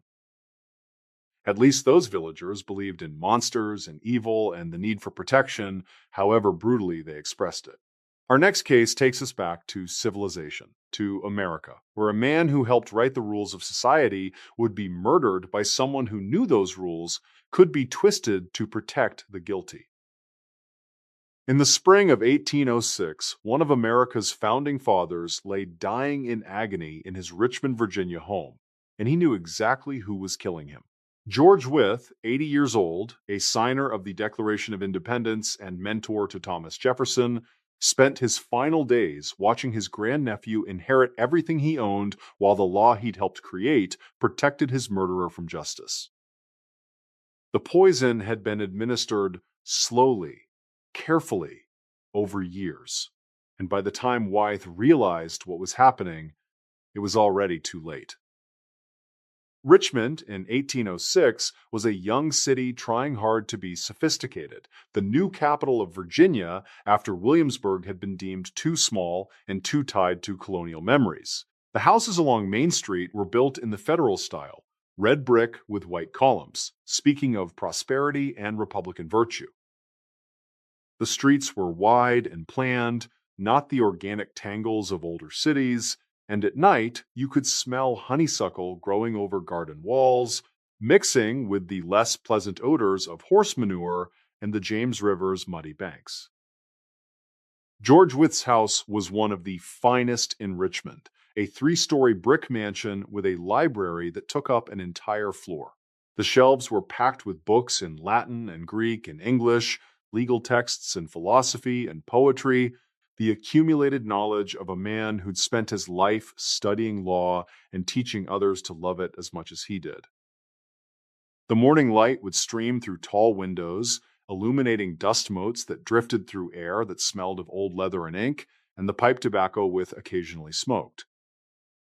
Wythe himself was a small man, barely 5.5 feet tall, with white hair he kept tied back in the old colonial style, even though that fashion had passed. His face was lined deeply from 8 decades of life, but his eyes were still sharp, still missing nothing. He walked with a slight stoop from years of bending over law books, and his hands were spotted with age but steady enough to write in the precise, elegant script that had signed the Declaration of Independence 30 years earlier.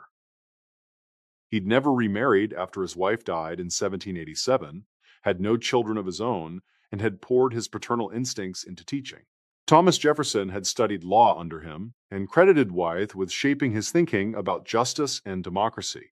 Dozens of other prominent Virginians had learned from Wythe, and he was respected throughout the state as a living link to the Revolution, a reminder of the principles America was supposed to stand for. But Wythe was lonely in his old age, rattling around that big house with only servants for company. So when his grandnephew, George Wythe Sweeney, appeared in 1801, claiming to want a relationship with his famous relative, Wythe welcomed him with open arms. Sweeney was the grandson of Wythe's sister, a young man of 20 who said he wanted to study law, to follow in his great-uncle's footsteps, to make something of himself.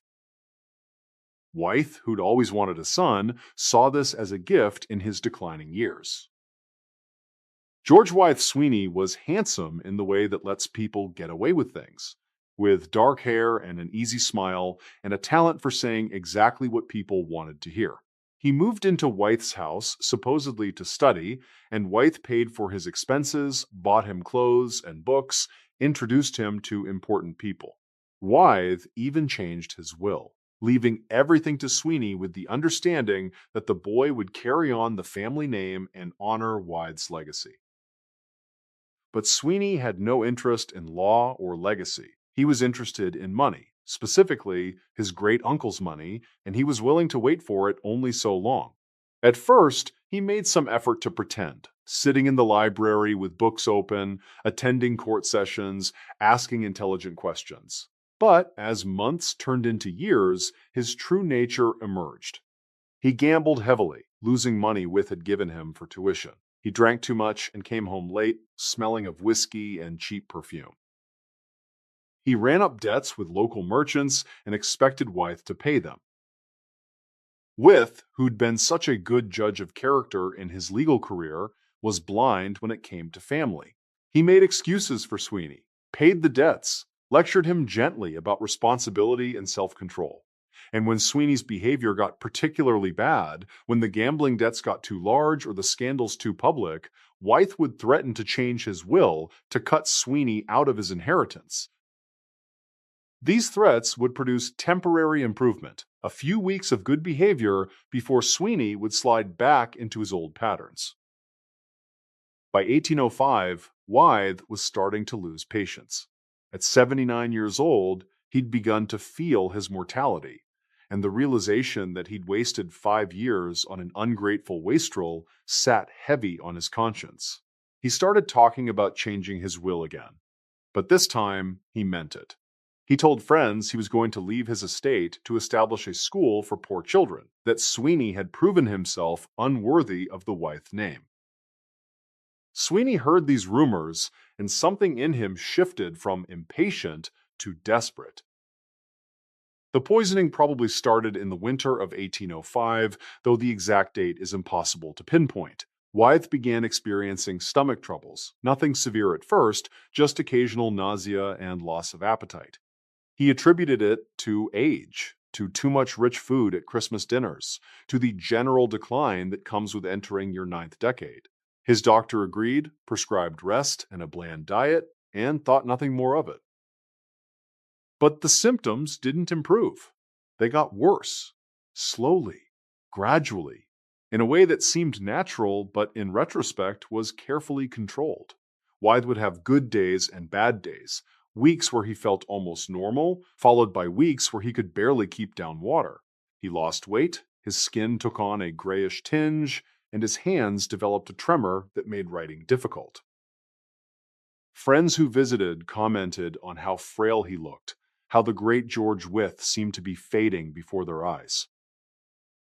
What nobody knew, what wouldn't be discovered until it was too late, was that Sweeney had been adding arsenic to Wythe's morning coffee. Not a lot, not enough to kill quickly, but a steady accumulation that would mimic the symptoms of various diseases and old age.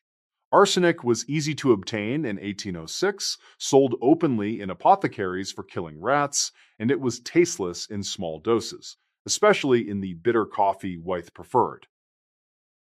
The house employed several servants, including a free black woman named Lydia Broadnax, who served as cook and housekeeper. Lydia had worked for Wyeth for over a decade, and she noticed things that others missed. She saw how Sweeney would linger in the kitchen in the mornings, would insist on preparing Wyeth's coffee himself, claiming he wanted to do something nice for his great-uncle. She noticed how Wyeth's symptoms seemed worse on days after Sweeney had been particularly attentive. And she noticed something else, something that would ultimately prove crucial. Sweeney preparing the same coffee for a young enslaved boy named Michael Brown, who also lived in the household. Michael was maybe 16 years old, another of Wyeth's projects. Wyeth believed slavery was morally wrong and had freed all his slaves years earlier, but he'd taken in Michael as a ward, teaching him to read and write, planning to leave him money in his will so he could start life as a free man with some resources. Michael and Lydia both drank coffee from the same pot as Wyeth on the morning of May 25, 1806, coffee that Sweeney had prepared with unusual care. Within hours, all three of them were violently ill. Wyeth was the worst, doubled over with stomach cramps that made him scream, vomiting continuously, his skin burning with fever. Michael was almost as bad, convulsing and delirious. Lydia was sick too, but not as severely, maybe because she'd drunk less of the coffee or because her younger body was better able to fight the poison. Doctors were called, and they diagnosed it as cholera or food poisoning, something they'd all eaten or drunk that had gone bad. But Wyeth, even in his agony, even with his mind clouded by pain and poison, made a connection that the doctors missed. He called for his lawyer and, in a voice barely above a whisper, dictated a new will. He left nothing to Sweeney, everything to Michael, and to establishing the school for poor children he'd been planning. And then he told the lawyer something that changed everything. He believed Sweeney had poisoned him. The lawyer, a man named William Munford, was shocked but took the accusation seriously. He went to the authorities and they began investigating. They questioned Sweeney, who denied everything with the same easy charm he'd used to manipulate Wyeth for 5 years. They searched his room and found a packet of white powder hidden in a book. When analyzed, it was arsenic, enough to kill a dozen people, let alone one old man and a teenage boy. Michael Brown died on May 27th, 2 days after drinking the poisoned coffee. He died in terrible pain, his insides destroyed by the arsenic, and his last words were about the coffee tasting strange, bitter in a way that was different from normal bitterness. Wyeth lingered longer, his old body fighting the poison with a stubbornness that matched his personality, but it was a losing battle. He died on June 8, 1806, 2 weeks after the poisoning, surrounded by friends who wept for the loss of a great man. George Wyeth's final days were spent in full awareness of what had happened to him. He knew his grandnephew had poisoned him, had killed him slowly over months for money. He knew that Michael, an innocent boy whose only crime was being in Wyeth's will, had been murdered as collateral damage. And he knew something else, something that aided him even more than the poison. Under Virginia law, Sweeney might get away with it. Because the only witness who could testify to seeing Sweeney prepare the poisoned coffee was Lydia Broadnax. And Lydia was black. And Virginia law in 1806 explicitly prohibited black people, whether free or enslaved, from testifying against white people in court. This law had been designed to protect white slave owners from accusations by the people they enslaved, to maintain the racial hierarchy that the entire Southern economy depended on. But now it was protecting a murderer from justice. The trial of George Wyeth Sweeney was held in Richmond in September of 1806. The prosecution had circumstantial evidence: Sweeney's gambling debts, his motive to inherit quickly, the arsenic found in his room, Wyeth's deathbed accusation. What they didn't have was direct testimony from the only person who'd actually witnessed the poisoning. Lydia Broadnax sat in the courtroom ready to testify, but when the prosecution called her to the stand, the defense objected on the grounds that her testimony was inadmissible. The judge, following the letter of Virginia law, agreed. Lydia's testimony could not be heard by the jury. She could not swear an oath, could not describe what she'd seen, could not tell the truth about how Sweeney had prepared that coffee with such careful attention. The law that George Wythe had spent his life upholding, the same legal system he'd helped create through his teaching and his service, was now being used to protect his killer. Without Lydia's testimony, the prosecution's case fell apart. Circumstantial evidence wasn't enough. Yes, Sweeney had debts and a motive. Yes, he had arsenic in his possession. Yes, Wythe had accused him. But the defense argued that many people had arsenic for pest control, that Wythe was old and might have been confused, that there was no direct proof Sweeney had actually poisoned anyone. The jury, composed entirely of white men who benefited from the same laws that excluded Lydia's testimony, deliberated for less than an hour before returning a verdict of not guilty. George Wythe Sweeney walked out of that courthouse a free man. He'd murdered his great-uncle and an innocent boy, and he faced no legal consequences whatsoever. Virginia law had protected him perfectly, just as it was designed to do. The irony was so bitter it made people sick. A founding father murdered by his own grandnephew, and the legal system he'd helped build let the killer go free because the only witness was black. Sweeney didn't inherit anything because Wythe had changed his will before dying, but that was small comfort. He left Richmond shortly after the trial, moved to Tennessee, and lived another 40 years, dying of natural causes in 1846 at age 65. He never faced justice, never showed remorse, never acknowledged what he'd done. To the end, he maintained his innocence, and because the law had declared him not guilty, society accepted that verdict. Lydia Broadnax, who'd worked for Wythe for years, who'd witnessed the murder, who'd tried to testify and been silenced by law, received a small bequest from Wythe's estate and used it to leave Virginia entirely. She couldn't live in a place where her truth meant nothing, where the law valued her life and testimony as worthless compared to a white man's comfort. She died in Pennsylvania in 1828, and her obituary made no mention of the most significant moment of her life, the day she tried to speak truth to power and was legally gagged. George Wythe's death sent shockwaves through American legal and political circles. Thomas Jefferson wrote that he wept when he heard of his mentor's murder, and that the failure to convict Sweeney was a stain on Virginia's honor. Other legal scholars pointed out the grotesque irony of a man who'd signed the Declaration of Independence, a document claiming all men are created equal, being murdered by a system of inequality his generation had failed to dismantle. But nothing changed. Virginia's law prohibiting black testimony against whites remained in place until after the Civil War, protecting criminals and enabling injustice for another 60 years. And Wythe's murder became a footnote in history, a tragic end to a great man's life, but not a catalyst for the legal reform he might have hoped for.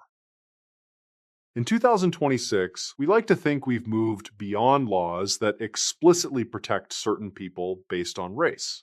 But the fundamental problem Wythe's case revealed that legal systems can be constructed to protect power rather than pursue justice, that the rules can be written to ensure certain voices are never heard, that's still with us in different forms.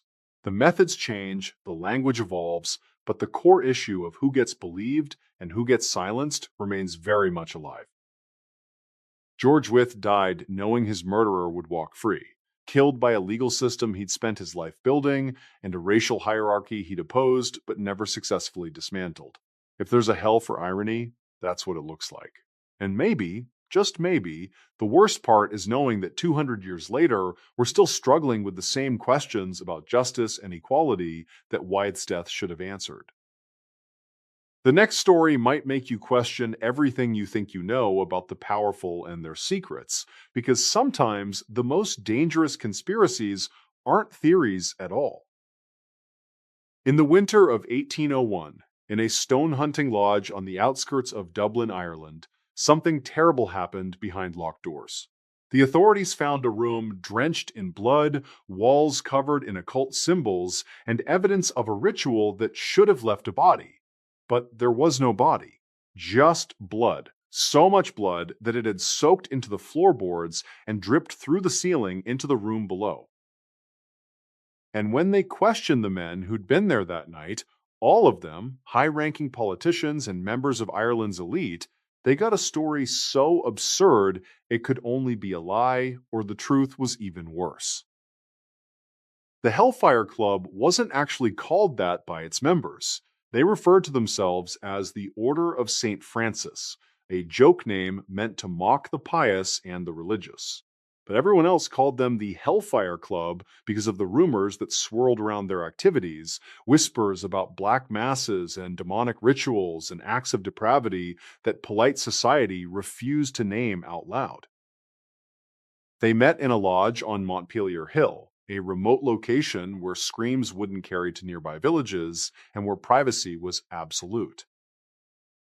The lodge itself was a squat stone building that had been constructed as a hunting retreat decades earlier, but had fallen into disrepair and been purchased by the club members for their meetings.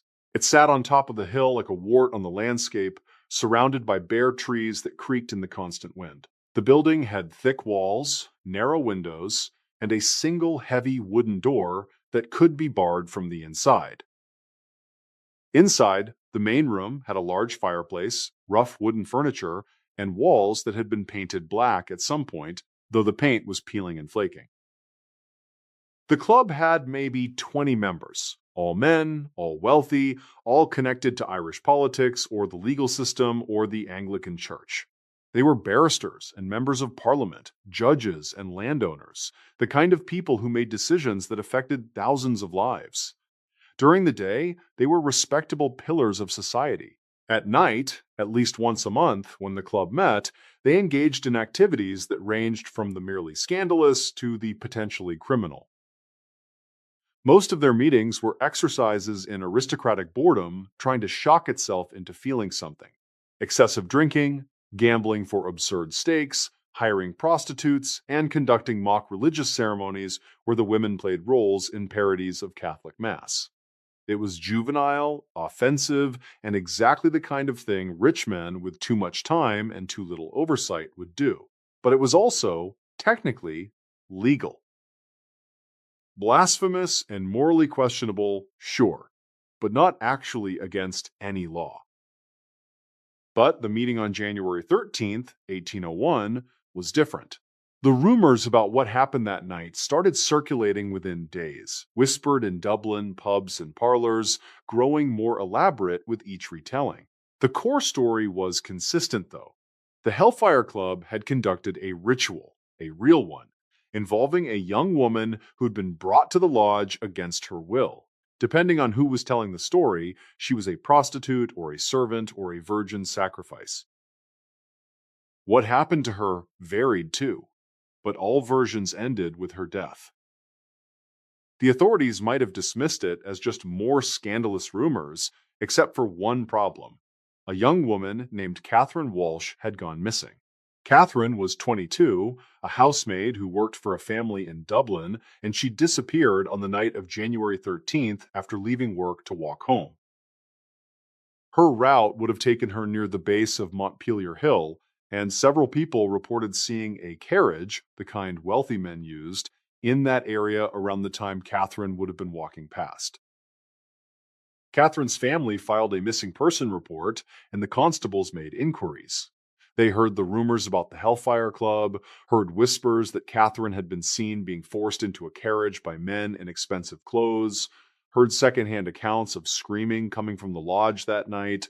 It was enough to get a warrant, and on January 20th, a group of constables climbed Montpelier Hill to investigate. They found the lodge locked and apparently empty. When they forced the door open, the smell hit them first, copper and something rotten, strong enough to make several men gag.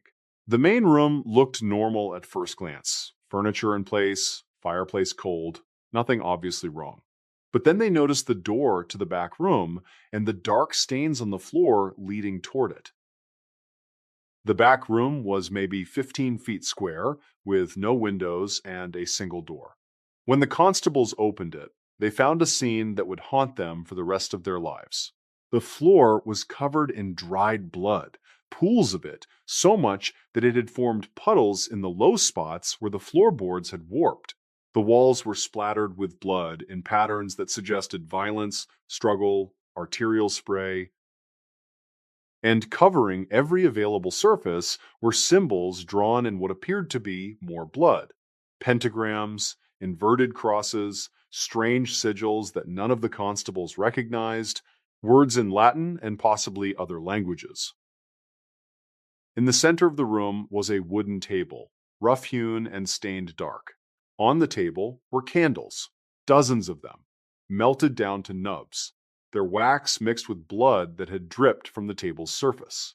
There were other objects too, a silver chalice, a black-handled knife with a blade that showed dark residue, strips of cloth that might have been used as bindings, and a leather-bound book with pages covered in handwritten text that appeared to be some kind of ritual instructions.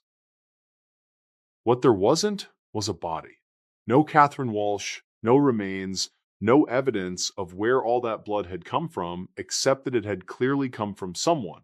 The constables searched every inch of the lodge, checked the surrounding grounds, looked for signs of a grave or a dumping site. Nothing. Just the blood-soaked room and the knowledge that whoever had lost that much blood was almost certainly dead. They questioned the lodge's caretaker, an old man who lived in a cottage at the base of the hill. He confirmed that the Hellfire Club had met on the night of January 13th, that he'd seen several carriages arrive around sunset and leave before dawn. He said he'd heard nothing unusual, but he was half deaf, and the lodge was far enough from his cottage that he probably wouldn't have heard screaming, even if his hearing was perfect. He had no idea what the club did in their meetings and claimed he didn't want to know. The constables compiled a list of known Hellfire Club members and began bringing them in for questioning. This was where things got complicated, because the list read like a who's who of Irish power. Lord Richard Parsons, whose father was the Earl of Rothesay; Simon Luttrell, a member of Parliament; Colonel Henry Barry, a military officer with connections to Dublin Castle; Reverend Philip Skelton, an Anglican priest; and at least a dozen others of similar standing. When questioned, every single one of them told the same story, and it was so ridiculous that the constables didn't know whether to laugh or arrest them all on principle. They admitted to being at the lodge on January 13th. They admitted to conducting a ritual. They even admitted to the blood. But according to them, nobody had been hurt. The ritual, they claimed, was a mock black mass, pure theater meant to mock superstition and religious hysteria. The blood was pig's blood, purchased from a butcher, spread around for dramatic effect. The symbols were copied from books, nonsense meant to look occult and scary. The whole thing was an elaborate joke, a performance put on for their own amusement. And the woman? What about Catherine Walsh, who'd been seen being forced into a carriage near the hill? The club members looked genuinely puzzled. They insisted no woman had been at the lodge that night, that their ritual had been performed by members only.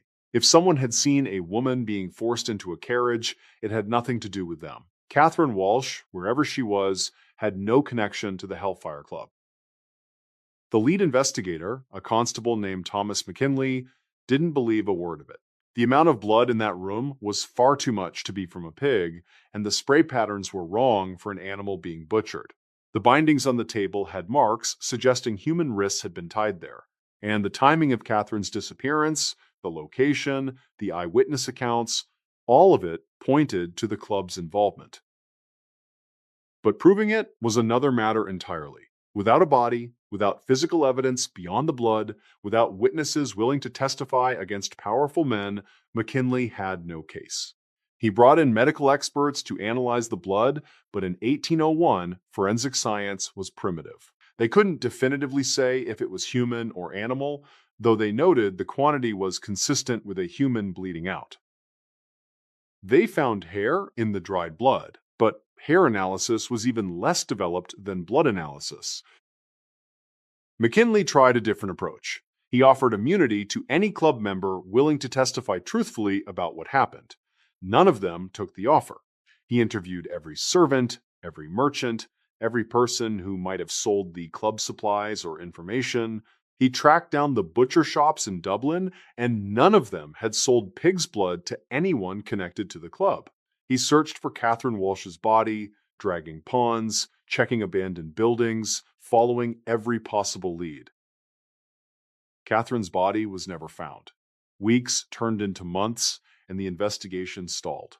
The club members hired expensive lawyers who argued that conducting a theatrical ritual, even a blasphemous one, wasn't a crime.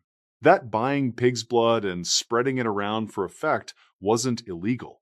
That without a body, without proof of death, there was no murder case. And technically, they were right. The case was eventually closed as unsolved. The official conclusion was that Catherine Walsh had gone missing under suspicious circumstances, that the Hellfire Club had conducted a ritual involving substantial quantities of blood, but that no direct connection could be established between these two facts. The club members faced no charges, no consequences, no stain on their reputations beyond some embarrassment in society circles. But the unofficial truth, the story everyone in Dublin believed, was darker. The Hellfire Club had murdered Catherine Walsh as part of a genuine occult ritual. They'd bled her out on that table, used her blood to draw their symbols, conducted whatever ceremony they'd planned, and then disposed of her body so cleverly that it was never found. Maybe they buried her somewhere on Montpelier Hill, in ground that had been disturbed so many times by previous burials that one more grave wouldn't be noticed. Maybe they threw her body in the River Liffey, weighted down to sink. Maybe they burned her to ash in the lodge's fireplace. The Hellfire Club never met at the Montpelier Lodge again after January 1801. Some members claimed they disbanded out of respect for the scandal, that the attention had made their activities impossible to continue. Others suggested they simply moved their meetings somewhere else, somewhere more secure, somewhere the authorities wouldn't find evidence even if they looked. Constable McKinley believed the latter, and he spent years trying to track down their new location, never succeeding. Lord Richard Parsons, the most prominent member, maintained his innocence until his death in 1841. His last words, reportedly, were a joke about how vigorously competitive their card games had gotten that night, how the blood was definitely from a fistfight over who had won the last hand. Whether this was the truth or a final mockery of the investigation, nobody could say. The Montpelier Lodge still stands on that hill outside Dublin, though it's a ruin now, open to the elements and covered in graffiti.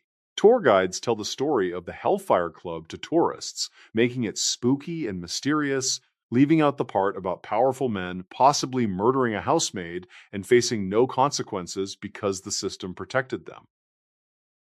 The blood stains in the back room are long gone, scrubbed away or worn away by time, but locals swear you can still smell copper on certain nights when the wind is right. Catherine Walsh's family never got closure. She was declared legally dead 7 years after her disappearance, and her mother died soon after. People said of a broken heart. Her father lived until 1828, and he spent those years obsessed with finding his daughter's body, convinced she was somewhere on Montpelier Hill, convinced the Hellfire Club had murdered her. He never found proof, never found her remains, never got the justice he sought. In 2026, the case is occasionally mentioned in books about Irish history and unsolved mysteries. Most authors take the position that we'll never know what really happened, that the truth died with the club members, that maybe Catherine Walsh really did just disappear for unrelated reasons, and the blood at the lodge really was from an elaborate prank. But when you look at the evidence, when you consider the power dynamics, when you think about how often the wealthy and connected have gotten away with horrific crimes throughout history, one conclusion seems more likely than random coincidence. Sometimes the most dangerous conspiracies aren't theories at all. Sometimes they're just powerful people doing terrible things, and the system working exactly as designed to protect them. And sometimes blood on the walls is exactly what it looks like, no matter what story the people responsible choose to tell. Across the ocean, another institution was failing its people in an even more catastrophic way. Though, at least in that case, the crime wasn't hidden behind occult symbols and mysterious rituals. It was hidden behind embezzlement and corruption, and the victims numbered in the thousands. On the night of July 23rd, 1801, in China's Hainan province, the Yellow River breached its dikes and unleashed a wall of water that moved faster than a galloping horse. By morning, over 10,000 people were dead, entire villages had been erased from existence, and the survivors would discover that their deaths weren't an act of God or nature, but the direct result of officials who'd stolen the money meant to prevent exactly this catastrophe. The flood was preventable. The deaths were preventable, and the men responsible would face consequences that were barely more than an inconvenience.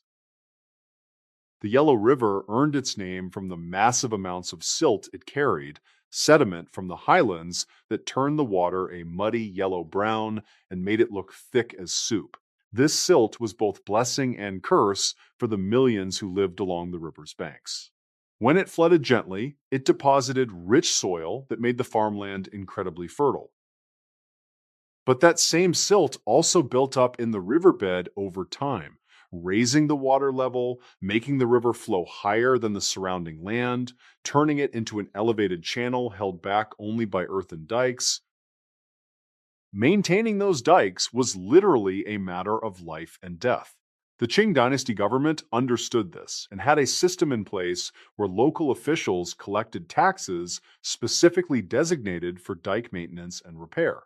Every spring, before the summer rains began, work crews were supposed to reinforce weak sections, raise low points, replace damaged stones, and ensure the dikes could withstand the seasonal flooding. This work was carefully documented, with reports sent to regional governors and ultimately to Beijing, showing how much money was spent and what repairs were completed.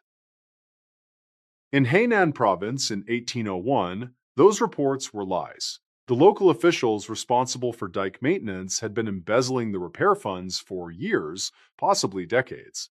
Instead of hiring work crews and buying materials, they'd been diverting the money to build private estates, commission elaborate gardens, purchase luxury goods from European traders, and generally live far beyond what their official salaries should have allowed. The dikes around the village of Legion, a farming community of maybe 3,000 people, were in particularly terrible condition. The earthen walls that should have been 30 feet thick at the base had eroded to maybe 15 feet in places. Sections that should have been reinforced with stone had never been repaired after previous floods. There were visible cracks, slumping areas where the soil had settled, and spots where water seeped through even during normal river levels. Local farmers had noticed these problems and reported them multiple times to district officials, and each time they were assured repairs would be made. The repairs never came. Li Wei was a farmer in Legion, 43 years old, with a wife and 5 children ranging from age 7 to 19. His family had worked the same plot of land for 4 generations, growing wheat and millet in soil, enriched by 1,000 years of river silt. The land was good to them, producing enough to feed the family, with surplus to sell at market. They weren't wealthy, but they were comfortable. And Li Wei's oldest son was studying to take the imperial examinations, hoping to lift the family into the scholar class.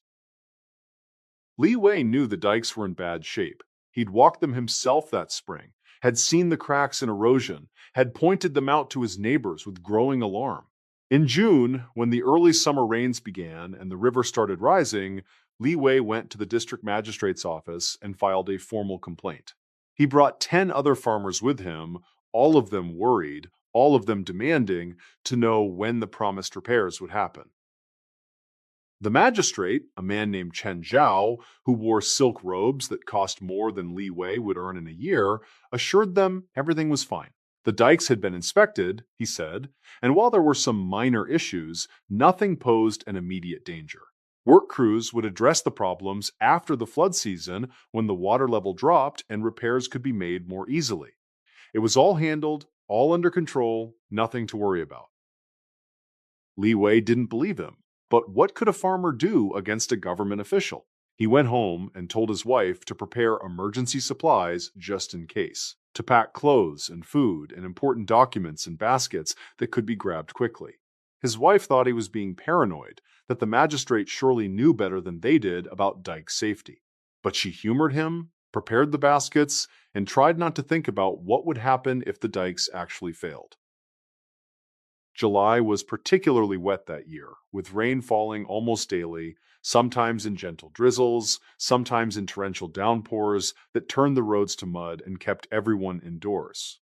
The Yellow River rose steadily, fed by runoff from upstream provinces until the water level was higher than anyone had seen in years. It flowed maybe 10 feet above the surrounding farmland, held back by dikes that groaned under the pressure, that leaked water through 100 small breaches that seemed to shudder when you stood near them. On July 23rd, Li Wei spent the day watching the dikes with increasing dread. The water was lapping at the top of the embankment in several places, and he could see the earthen walls bulging slightly, straining against the weight. He wasn't the only one watching. Dozens of villagers lined the dikes, and some of the smarter ones were already moving their families to higher ground, to the low hills a few miles west where the floodwater wouldn't reach. Li Wei went home and told his family to pack. His wife protested that the magistrate had said everything was fine, that they'd look foolish running away over nothing. Li Wei's oldest son sided with his mother, saying he had studies to complete and couldn't afford to waste time on his father's paranoia. But Li Wei had spent his life reading weather and water, had an instinct for danger that had kept him alive through 4 decades of farming, and that instinct was screaming at him now. He made it an order rather than a request. The family would pack essential items and walk to the hills tonight, right now, no arguments. His wife and children grumbled but obeyed, gathering their prepared baskets, bundling up blankets and extra clothes. As they left, Li Wei took one last look at his home, the house his grandfather had built, and something in his gut told him he'd never see it again. They were maybe halfway to the hills, walking along a dark road with a dozen other families who'd made the same decision when they heard it. A sound like thunder, except it didn't stop. It just kept getting louder. And then someone screamed and pointed back toward the village, and Li Wei turned to look and saw something that would burn itself into his memory forever. The dike had failed. Not cracked, not leaked, but catastrophically collapsed along a section maybe 200 feet wide. The Yellow River, freed from its constraints, was pouring through the gap in a wall of water and silt that had to be 15 feet high. In the darkness, lit only by a half moon, the flood looked like a living thing, a beast made of mud and fury, swallowing everything in its path. The village of Lijian disappeared in less than a minute. 3,000 people, most of them asleep in their beds, most of them trusting the magistrate's assurances that the dikes were safe.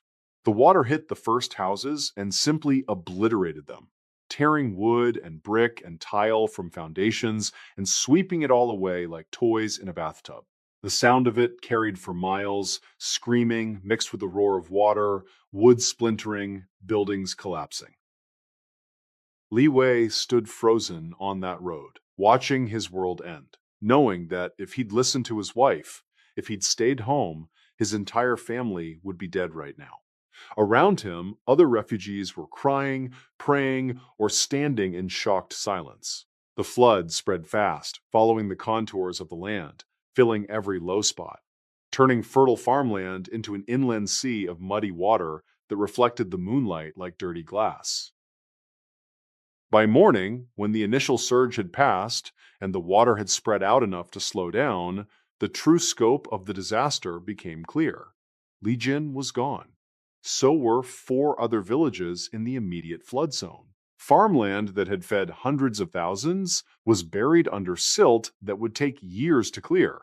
Bodies were everywhere, some floating in the water, some tangled in the debris of destroyed houses, some buried in the mud that had settled in thick layers.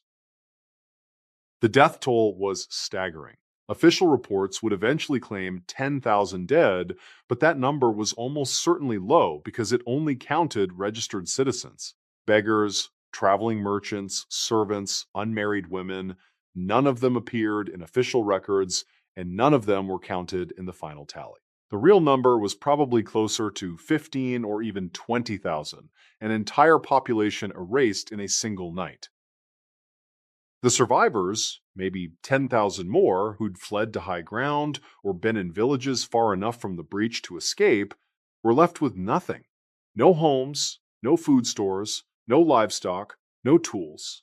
The Qing government set up refugee camps and provided some emergency relief, rice and tents and basic supplies, but it was woefully inadequate for the scale of the disaster.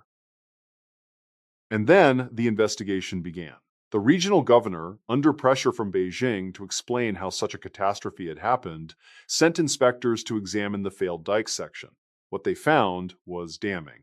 The dike hadn't failed because of extraordinary flood conditions or bad luck or an act of God.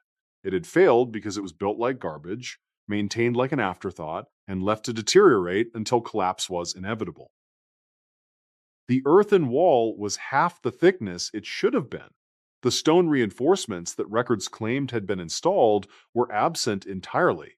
The construction was so shoddy that any competent engineer could see it was inadequate just by looking. And when the inspectors started checking other sections of the dike system, they found the same problems everywhere.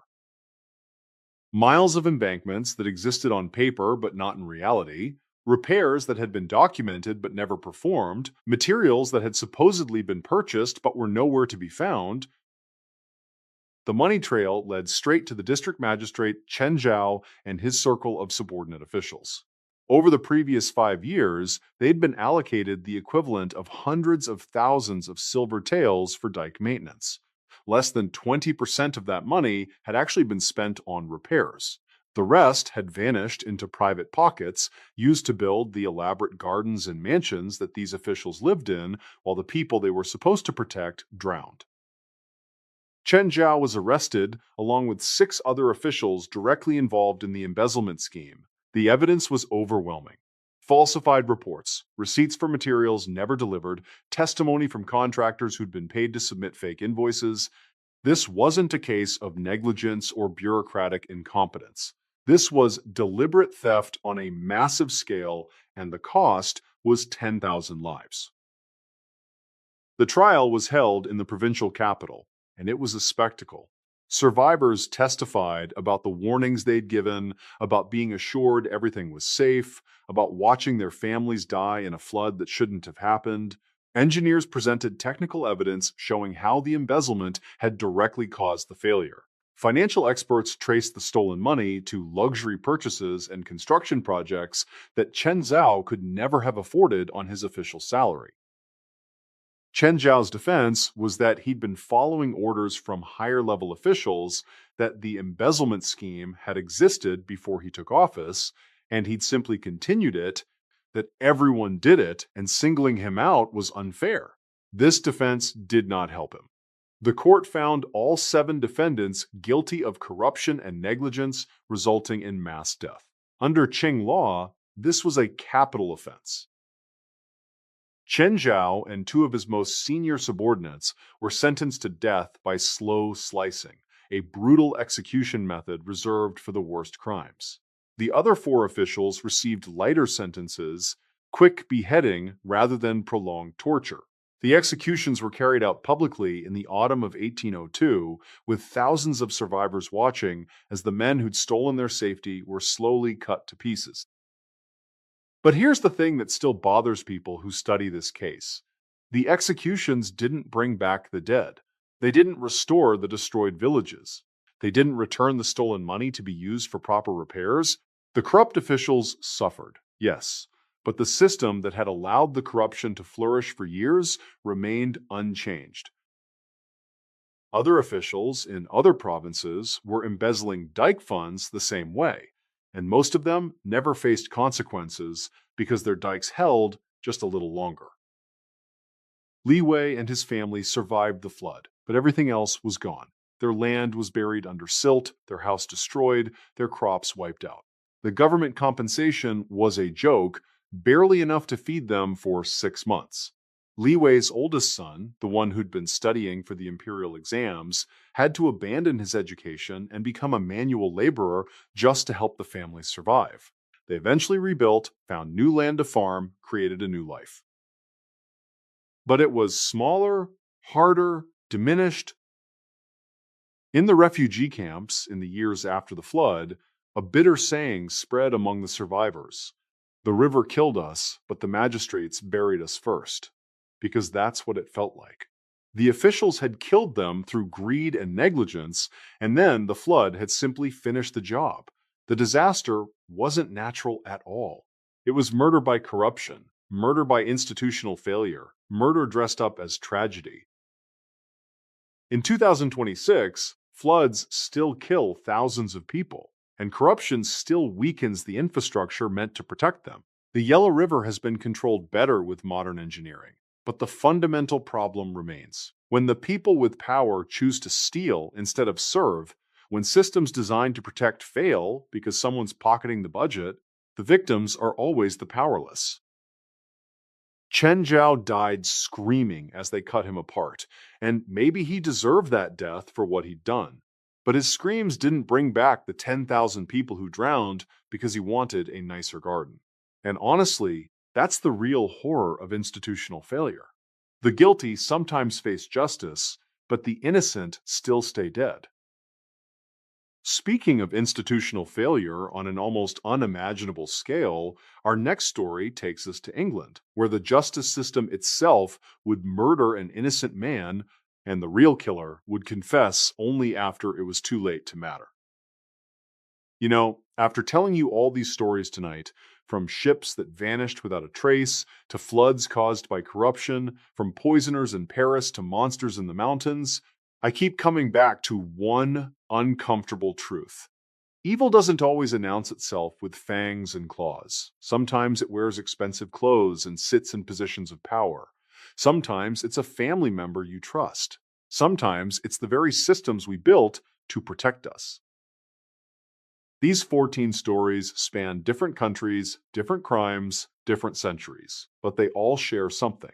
They all show us what happens when the powerful believe they're above consequences, when institutions fail, the people they're supposed to serve, when ordinary human greed or rage or madness is allowed to run unchecked because nobody with authority cares enough to stop it. The Mohawks got away with it because their fathers were magistrates. George Wythe's killer walked free because racist laws silenced the only witness. The Hellfire Club's blood-soaked room led to 0 arrests because politicians protect their own. 10,000 people drowned because officials wanted nicer gardens. Again and again, we see the same pattern. Power protecting itself while the powerless suffer. If there's anything to take away from tonight, it's this. Question authority. Demand accountability. Don't assume that just because someone has a title or wealth or position that they have your best interests at heart. The monsters in these stories weren't supernatural. They were human beings who believed, often correctly, that they could get away with anything. And here's what gets me about these cases. Most of them, the victims had no power, no voice, no way to fight back. Housemaids and farmers and sailors and servants, people just trying to live their lives, destroyed by others who saw them as disposable. That's not ancient history. That pattern is still with us. The details change, the methods evolve, but the fundamental truth remains. Honestly, what haunts me isn't the violence itself. It's the indifference. The systems that looked at injustice and shrugged. The people who could have helped and chose not to. The institutions that valued order over justice, reputation over truth, power over humanity. Thank you for spending your night with me, for listening to these dark stories, for letting me share the strange, the mysterious, and yes, the deeply disturbing parts of history that don't make it into textbooks.